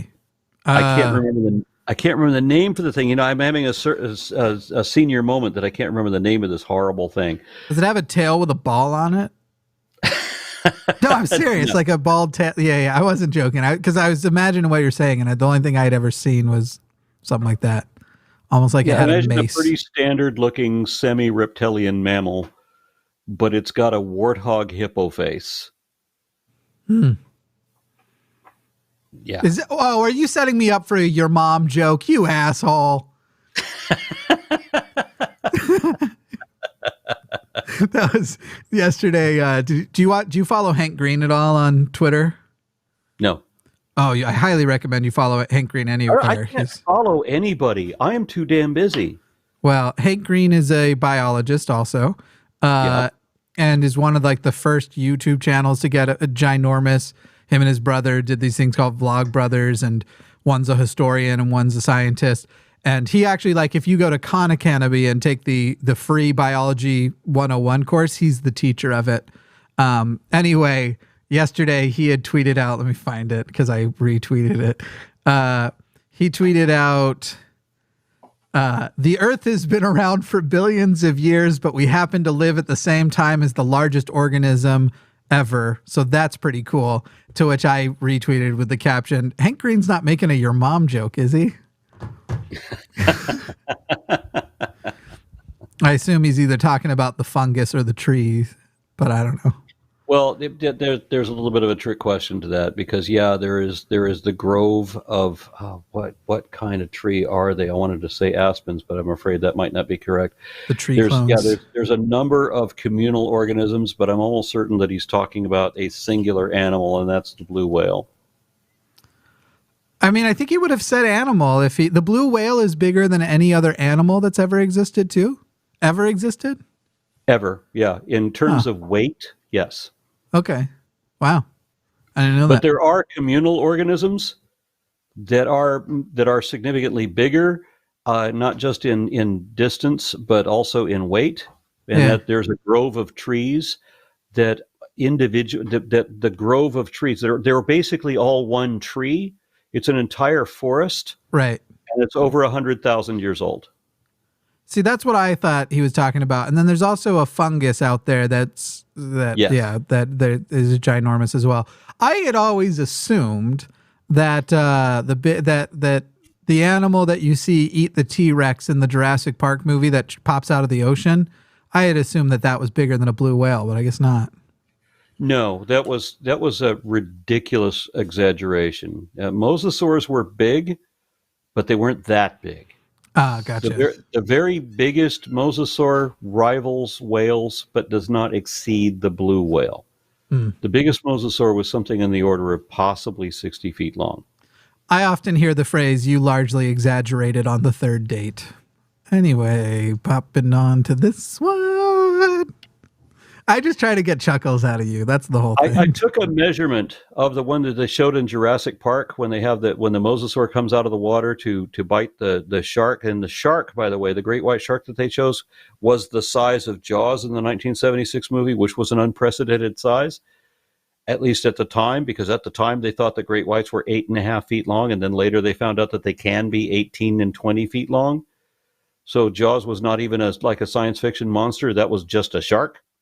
Yeah. But when they showed the mosasaur come up to take the bite out of the shark, you get a point where you can measure the scale of its head next to this person that's standing on a platform.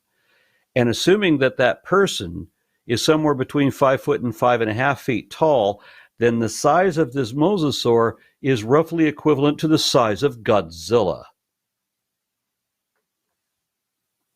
Well, I feel like nobody thinks that's... I get what you're saying, where you're like, obviously that's wrong, because you had the preemptive knowledge. None of us did, so all of us were like, oh, cool, there were Godzilla sharks back then, apparently. Who knew? Fucking dope. Yeah, mosasaurs were big.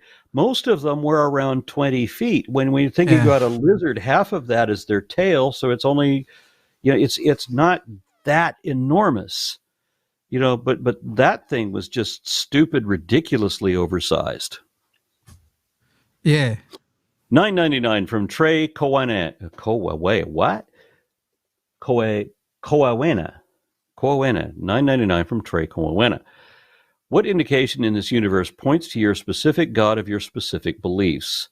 I thought this question will get theists to therm. I thought this question would get theists to squirm. Have fun with this new question for them. Have a good night. Thank you for the suggestion. What indication in this universe points to your specific God of your specific beliefs? To my experience, believers will say, this thing is orange, therefore God. It doesn't matter. A fact blank exists, therefore God. Or an assumption, therefore God. It doesn't matter. They're going to assume God regardless. Christians especially don't recognize the size of the gap between deism and Christianity either. Like, they think that if you can get someone to concede to that a God exists in a deistic way, to one of these stupid kalams or whatever, or the moral argument, which is, I realized recently, the stupidest one they have, the most absolute fucking stupid one they have. But anyway, if you can get someone to concede to like, yeah, for sure, there's probably a God. They think then once you get them to deism, it's like an easy thing to go like, well, so therefore Jesus is reasonable. Like, gee, fucking therefore wow. Snakes can talk. Yeah. But we have to caution that nobody ever gets to there probably is a God. No, I know. But so here's the thing, like I will have talks with people. There's this guy, Mark, who calls in quite a bit, and we'll be talking and it'll be like, all right, man, look, so you're doing this pedantic thing.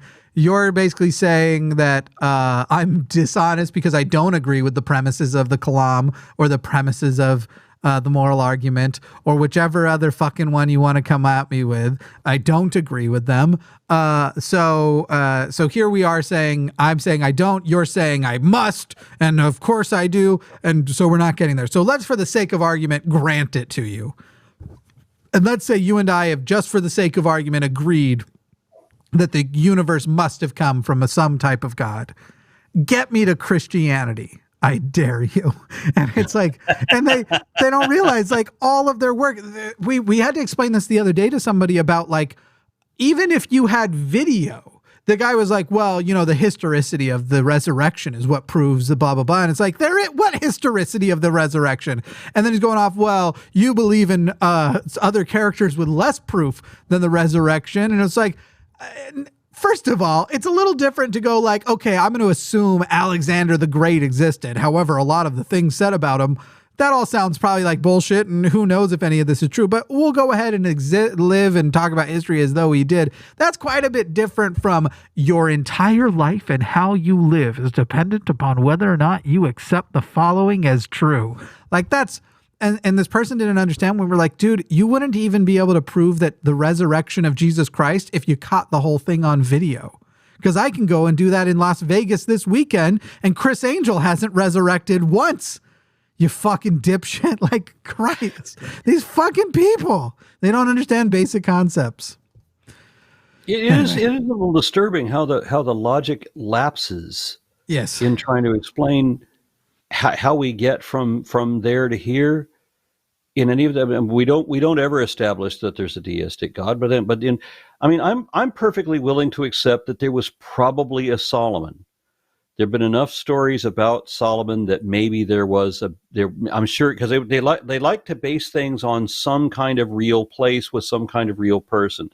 And sometimes if a great adventure story is attached to somebody whose name nobody knows, they just drop that name and make it the name of somebody everybody knows, so that person suddenly has a whole bunch of other people's legends stapled onto his name. That's what happened to David, for example. David is definitely a combination of many other people's stories, but potentially David is, I think, the only person we can say is verified enough to a standard to say in the Bible is the first person to probably exist. Even there, we don't have proof. Right. It's a reasonable assumption to make. Yes, but it's not. We don't have anything conclusive enough to be proved. We just have to be. Well, there's enough people telling stories about this David character that there probably was a David, and I would say that likewise there probably was a Solomon, because we've got a bunch of unrelated stories that all have the same name. Now, maybe the actual Solomon didn't do any of that shit. Yeah. Did he chop a woman? Did he chop a baby or threaten to chop a baby in half to figure out who the real mother is? I think that's what that was one of the mythologies. One of the proofs of how wise he was. Yeah, but in the Quran, Solomon's a very different character.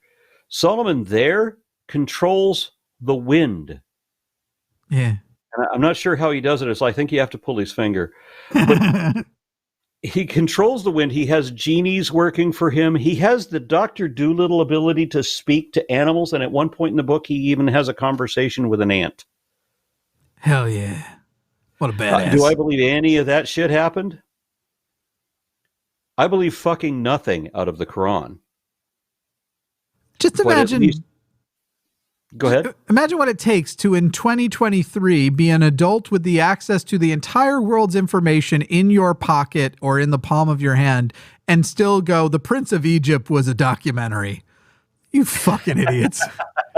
How the fuck? You still believe Moses existed? Because I got a fucking bridge to sell you, my guy. Keep it greased with my snake oil. Fucking hell. Anyway, here's another one. $5 from Big Guy Simple Productions. Just tuned in and I'm loving the hell out of this. Thanks, guys. $20 from Google Not. I love that name. Hey, Aron and Jimmy, I'm a man in my early 30s. I can remember way back then. As I've grown older, the world has become ugly to me. What do you guys do to hold on to your humanity in the face of despotism and the cruelty of man, your fellow heathen? Well, I used to say that the only thing that holds me together is the fact that I'm old and I don't have to live through the future and that I can afford the good alcohol. But I can no longer afford the good alcohol. Patreon.com/Aron Ra to help him buy the good alcohol. My answer to this is like, do you think I'm handling it? Like, hold on to my humanity. Aron and I debated about this a little bit on either New Year's or Christmas. We have totally different outlooks. Aron thinks that ultimately things will get better, and I think ultimately things will get worse, and that humanity is marching toward its end, basically. I have a hard time believing that I ever debated you on that subject because... You don't remember? No, because I kind of feel the same way, and I've been feeling that for a while. Weird. It was literally, I mean, that was the question, is like basically talking about who's going to win, which side's going to win this whole thing. And there was a movie, and I wish I could, Don't Look Up. Yes, that's a good one. That's the perspective that I have. We know what to do. We know that it needs to be done. Yeah. No one's going to do it. Yeah. You just told the executive producer that you showed up for work drunk, though. Do you know that, right? Because if you don't remember, it was like 2 weeks ago, Aron. And we even talked about how we were having a debate in the moment where it was like, oh my God, finally a chance to, you don't remember it at all? Oh, I'm going to claim Alzheimer's. I saw how many you put back that night. Come on. You might not have shown up to work drunk, but you left it drunk. That was a good night, though. It was a fun night. I plead a fifth. I bet you do. I'm glad that you caught that subtle joke. I got it. Afraid you would. No, I got it. You didn't say a big bio word. I got it. $5 from Larry Fishman. The entire The Line crew should relocate to Minnesota where it's safe and smart. This is a sarcastic comment, I believe. Minnesota? Yeah. I spent an incredible night with two young punk rockers in a cemetery in Minneapolis. But otherwise, in the 80s, because that's when you do that. But otherwise, I've been cautioned that Minnesota is not the place I want to be. I don't know where the place I want to be is. This is the weird thing. I am very happy in Texas. Truly. I really like where I live. I like the people I get to see. I'm thriving here despite knowing that, like, you know, if I ever get somebody pregnant, I'm going to be taking them to Denver. We'll be taking a little trip out of state. And then when we get back, somebody can potentially claim $10,000 to prove I did it on purpose. Because we have an abortion vigilante financial thing. First of all, I'm queer. I'm not gay. I like it. Aron, there's a lot of subtleties here. I am attracted to men. Do not mistake that for that I like them. But I'm attracted to them. I don't know if you've met men. Terrible people. I'm not real good with subtlety. Yeah. I'm pansexual. I like what a person's gender is doesn't affect my sexual attraction to them. I tend to date women and very feminine people, so I'm more attracted romantically to the feminine side of people. Yeah. Get to know me sometime. I'm amazing. What's so funny? Anyway. Well, the way you said "get to know me," it would sound an awful lot like Mae West when she's, "Why don't you come up and see me sometime?" No, I literally just meant like, do you know anything about me at this point? I don't know. How old am I, Aron? I know fucking nothing. I only know your age in numbers of my age. You're me times 2.1. No, I'm kidding. You're not. You're less than that. $5 Australian from Poliostasis. Esteminasuchus. And do you understand why I couldn't remember that name? Excuses. Easy. There's such an obvious mnemonic device right there to... Yeah. Now, suchus means crocodile, but the estemino means that it's an ugly crocodile. So different than your regular crocodiles, it's crocodile but ugly. Yeah. No, I know. Who are you talking to? was the hippo equivalent. Yes, that's the one I was talking about. It was a hippo warthog crocodile, but ugly. Antiosaurus is like the Tyrannosaurus rex equivalent of the Permian, and I love Tetraceratops. Antiosaurus. I cannot remember what Antiosaurus. I'm gonna have to Google that momentarily. It like the Tyrannosaurus rex. Now I know that there was a Dinocephalian that was elephantine. But well, never mind. Sorry, we're starting getting nerdy here. Yeah, and I'm starting to get sleepy. Well, we got to wrap these shows up. Trying to explain aspects of paleontology that I found fascinating. I was trying to explain it to my dad. Sure. When he was still alive, and I just got one question. And I said, "What's that?" And he says, "How do you stay awake?" I wasn't saying you were putting me to sleep, but I'm not saying it. $20 from Zach Gursky. Though it's not $50, it totals $50 in donations. You're one cheap ho, Jimmy. But this just made me short on rent, so you better make eye contact. When/where you're next in person, Aron? I'm not traveling like I was in the pre-COVID years. I will not be able to afford, for example, I wanted to go to SatanCon in Boston real bad, but I can't afford it. So I'm going to miss that one. I'm supposed to be at the American Atheist National Convention in Phoenix. I am determined to get to that one, even if I have to drive there, and that is the plan at the moment. So see you on Easter weekend in Phoenix.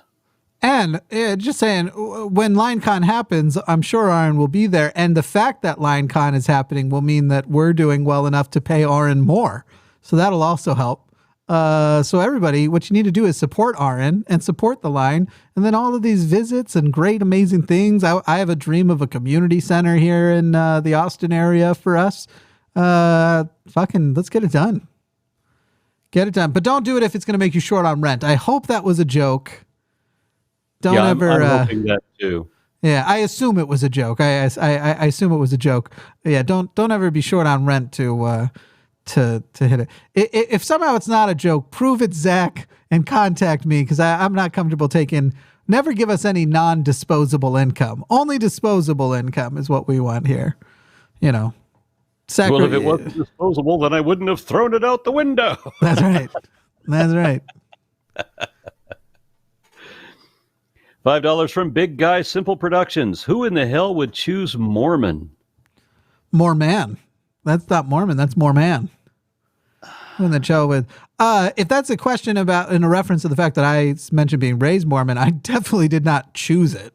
The moment I started having a concept of choice was when it all started falling apart. That was actually why I never identified as Mormon. I was baptized as Mormon, like at 8 years old. Yeah. But I can't remember ever saying that I was a Mormon. And my thought on that always was, I didn't know all of the things that you're required to believe in order to be a Mormon. I didn't know if I believed all of the things that were required. And how would I know if I don't believe, and I know I've said this to you before, but how do I know that I don't, I've never studied any other religions too, or either, so how would I know that I don't maybe side with one of them more closely? Yeah. Yeah. I get it.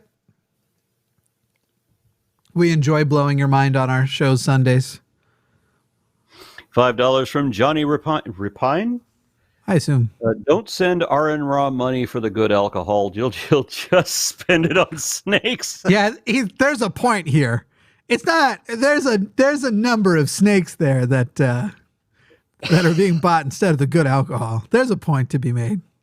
Yeah, it's almost cost me to I cannot drink anymore because I have snakes. Yeah, those little nope ropes.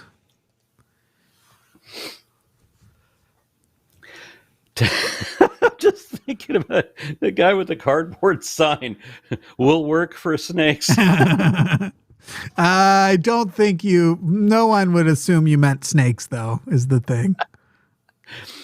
$10 from Captain Red Bull. How are the issues with the Phylogeny Explorer project coming along? Hope it's getting resolved and isn't too much of a headache. Part of the problem was that every database that we've accredited, I think in Wikipedia, it lists the designer of the first one, the first database, as the one who built it all. But in fact, that one crashed and we had to build another one, and it fell over and sank into the swamp. And so we built another one, and that fell over and sank into the swamp. And so we're on our fifth one now. Now, when they started doing the fifth one, that was when they were doing the fourth one, and somebody got this ambitious idea that instead of manually going through all these peer-reviewed resources to manually enter in all of these taxa, we could just hit a button and bring in 2.6 million taxa all at once. But that meant that we had to do 8 months worth of database engineering on the back end in order to push that button once. So they sell it as being really easy, but no, it's a fuck ton of work, actually. It would have been easier, well, not for 2.6 million, but it would have been, it seems that it would have been easier if they just left it alone and let us keep editing it. But the thing is, when you get so much data in, every database collapsed. So we're building a fifth one. And now that one, the construction of that one has taken everything offline, so you can't even see it. I can't even share it anymore. But the designers assure me that we will eventually have a thing that we can look at and even be functional. But right now I'm in a frustrating situation in that I don't know database engineering. I can't talk geek stuff with these people. And then there was also another problem with that one of our engineers is in Ukraine. Apparently, what could the problem be there? Issues in Ukraine over the last year or so that have impacted our progress. I'd ask what happened in Ukraine, but it's getting late. Yeah, why do these things always happen to me? Fucking Putin. $5 from Skeptics and Scoundrels. Don't go to Minnesota. Come to Washington. I have 4 acres and need more followers for my burgeoning commune. Every now and then I think about the type of thing I'd like to build up, and I'll be like, oh, this would be great. And then community center. But what if we took that one step further and then we had this and this, and then if I go more than like 10 steps past community center, I realize I've started a mild cult. And I'm like, oh, well, that's, nothing's compulsory, at least. No lying or design, but it feels a little too cultish. Anyway, here's another one. Wow. Tremendous. $200 Canadian. That's just like real money at that amount. Well, it's about $14 American. I'm just kidding. From Monster in Head. How much more money, I like that. This is from the people who consider loons to be money. Right. How much more money do you need to get to SatanCon? I want to meet you. Oh. What I would do, Monster in Head, is become a patron at patreon.com/Aron Ra, and then message him about sponsoring him to come out there. Because the number one way to get money is not through super chats. Obviously, we run on super chats, but YouTube takes 30%. of super chats, and then everything gets split half. The production takes half, and I don't mean the producer takes half, because that's what a lot of people thinks that means. I fucking wish. The production, we take half for production and half goes to whatever an episode makes, goes to the hosts. And so your 200 Canadian becomes about 65 Canadian by the time it gets to Aron. I would recommend go on his Patreon. Yeah, if you go to check any of my recent videos, you're going to see a link down there for PayPal donations. Yeah. There's that possibility. Sure. Because I could use that. I mean, I would love to go to SatanCon. I went to the first SatanCon and I genuinely enjoyed it. Yeah. I would certainly go to the next one if I could just afford it, but I have to be realistic. You know, my wife came to me, and I'd already figured this out, but my wife comes to me and she's crunching the numbers and she goes, I don't think we can do this. I'm like, yeah, we can't. Goddamn capitalism. I blame you. Also, somebody invent teleportation or at least speed trains. That's pretty fucking annoying. It's annoying that we don't have plane speed trains where other countries do. It's so fucking, I don't like flying.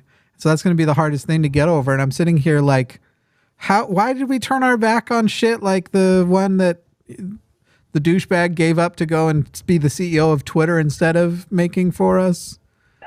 Fucking dick. Before I started figuring out what the mathematical realities were, I was expecting that I would drive to Boston. Wow. And the reason being was because I was thinking we would just fly to Boston, but I hate Boston Logan Airport. I absolutely hate that airport. So, one, I would like to avoid being in that airport again. And two, I thought it would be neat if I had a car with me. I don't want to rent a car to do this, but if I would like to go from Boston before the event, go from Boston to Maine and be able to knock that off my list and have a lobster dinner, stay in a hotel, and then go to New Hampshire and Vermont, stay in one of their bed and breakfast things because I hear they're really nice. I hear that both of those states are super beautiful, and then come back into Boston for the event, see Salem, see the TST Temple headquarters, and then go to the event in Boston. So that would be like 3 extra days. And I would, the last 5 states I haven't been to, Montana, Indiana, Maine, Vermont, and New Hampshire. I'd be able to knock 3 of those off on one trip. I'm just saying, everybody. I'm thinking like I'm a rich person or something. Like I can afford to pay for fucking hotel rooms and stuff, and I really can't. Yeah. So what Aron is trying to say is, if we have any billionaire, millionaire supporters out there, a fleet of the line tour buses would be excellent. Excellent. Somebody had answered this recently, and I've adopted it now. Whenever somebody asks me, like, if someone just gifted you $1 billion, what's the first thing you do? Buy a tour bus and hire drivers. I'd stop living in a house and I'd start traveling from a tour bus. I would be doing quality science documentaries. I'd pay other people to do quality. If I had $1 billion, I'd pay you to do quality science documentaries. If I had $1 billion, I'd still be behind a lot of things. None of you would see me yourself ever again. Well, no, I'm being straight up. I mean, I would probably hire, and I'm being completely honest, I would probably hire Gutsick Gibbon to be the new face of that documentary series. I mean, it wouldn't be me in front of the camera. Yeah. But I would want that stuff to be going on. I would just want somebody with a little bit more charisma than I have. Yeah. I tend to be off-putting. I've been trying to start a new diet that requires me to be off-putting. It's hard. $9.99 from Raven 200. I just know I'll grow up to be an eccentric snake hoarding grandpa like Aron, and I'm not just okay with it. I'm looking forward to it. You didn't laugh enough at my pudding joke, and I'm pretty mad about it. Pudding with D's in it. I'm off pudding. God damn it. Let's just do the next one. We're almost done. Here's from Katy Montgomerie. Don't you love saying French words? Yes. Somehow it just sounds so dirty. Poorly. I love saying them poorly because there's no way I'm saying it right. Have you tried it with a Texas accent? Parlez-vous francaise, mademoiselles? Okay, Kathleen Moncrief. Let's hear it.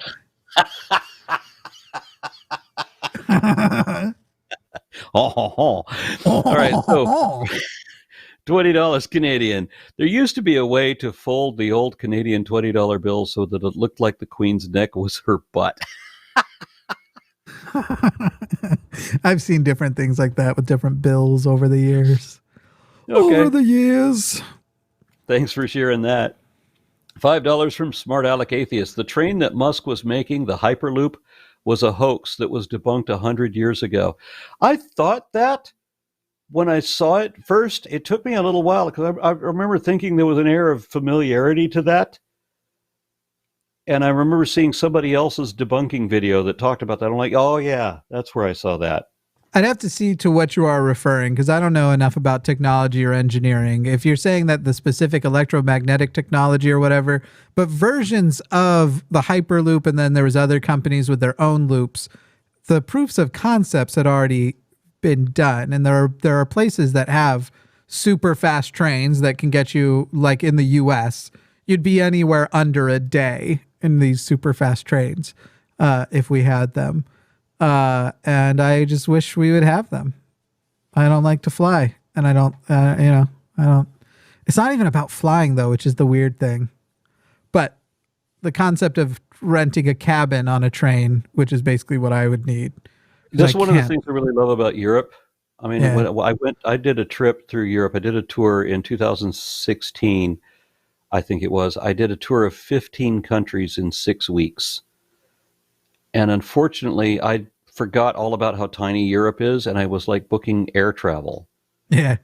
I could have done the whole fucking thing on a train, and it would have been better. Some people do it on bicycle. There was a time when we were in Prague, and our flight was delayed by 6 hours. If I wasn't waiting in an airport in Prague, if I'd rented a car instead, I would have been to Dusseldorf, Germany, where my plane was supposed to land before our plane ever took off. It's the fucking Autobahn. And between there and then there's like only half of Texas at most. Yeah. If I had overlapped a Texas map on it, I would have realized, oh no, fuck it, I wouldn't have that fly. This is something you drive. If it's less than 7 hours, we don't even consider flying. Yeah. I don't have flying phobia. I don't like being put in a small room with lots of people. It's like a human claustrophobia. I could be in a tiny room by myself, but I don't like the way I see every airplane works, having to sit next to people and all that shit. That ain't me. The way I look at it is, as I said, if it takes less than 7 hours to drive there, we won't even think about flying. And sometimes we'll drive. I've driven up to 25 hours at a stretch just because I like to be able to pack all the shit that I want to take. Yeah. You know, and I know that I can pack extra people, and I've got craft beer. I've got this giant ice chest full of craft beer you can't get where we're going. You know, I want to take all that shit with me. And you just can't do it when you're flying. Yeah, that's sort of my and then thing you got to worry too. about renting a car while you're up there. No, fuck, I'm going to bring my truck. If I make it to AACon in Phoenix, which is a big if, but it'll probably be in a car. It is probably what's going to happen. But then you can probably ride up with us because I'm almost certainly going to drive that. I'll need our full production kit if I do. I'll have a car full of stuff. There won't be room for somebody else. You can't go with us because I'm going to be in a Road Warrior-esque Jeep. Yeah, my car drives itself a bit, so on the highway, and I also like that. I'm good. Thank you, though. Okay. $5 from Light Halcyon. Fly to Albany, New York. All those states are a day trip away. To the person in chat, yes, I'll gladly take a private jet. That'd be great. $5 from Light. Oh, okay, I was thinking, okay, I'd pay $5 to fly to Albany, New York.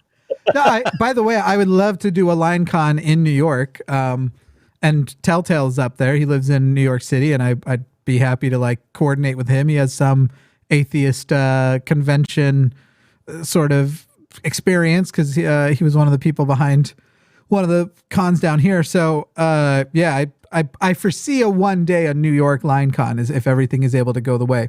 We've got big dreams and we got big goals, but it will take a lot to make happen. Yeah. $5 from Big Guy Simple Productions. What kind of adult human being hears the JILD? JLD. I don't know what that is. And says yay? What's a JLD? I don't know. I just Googled it. I don't know what this is meant to be. Abbreviation for just like dad? I don't, big guy, you got to tell us what you're talking about. Joseph's little dick? Are we talking about Joseph Smith? What are we talking about? I'm waiting to see if they specify in chat. Yeah, I'm not going to wait for the clarification. Let's go to the next chat. Well, there isn't a next chat. That's the last $5 or more chat. Well, okay. Oh, that's not what I meant to do. That is. Well, that was a bucket of chuckles. Yeah. Yeah. So when do I get to do this again? Oh, they said Jesus Latter-day Saints and says, yeah. LDS was the abbreviation you were looking for, not JLD. Okay. So I don't know yet. We haven't scheduled. I think we have only the first Monday so far scheduled, but I'll work on scheduling soon. I'm going to have to remember this for all the shit ton of trolls that want to physically threaten me and tell me how scared I am. What? They all think I'm scared of them. Yeah. Yeah. How could I be scared of somebody that has a different opinion of me and theirs is uninformed? Their opinion is without any knowledge. If you were right, I would want to know if I am wrong. Exactly. You show me that I am wrong, I get to stop being wrong. I'm not afraid of not being wrong anymore because I don't have a belief system like you do. I don't have to defend it even if it's wrong. They're not there to actually engage, though. So I've resorted to emasculating them by suggesting that I'm having relationships with their fathers. They don't like that. They don't like that. And then at a certain point, someone will be like, shut up, pronouns in bio. And then I'll just say something like, why are you so mean to me out here? But in my DMs, you're asking me for feet pics. They don't usually like that either. It's I've given up on trying to whatever with them. We actually do have another chat that just came in. $5 from Google Not. Hey guys, where can I find that clip of you and Aron debating about where you think things are headed? I would love to hear more on that subject. Durs.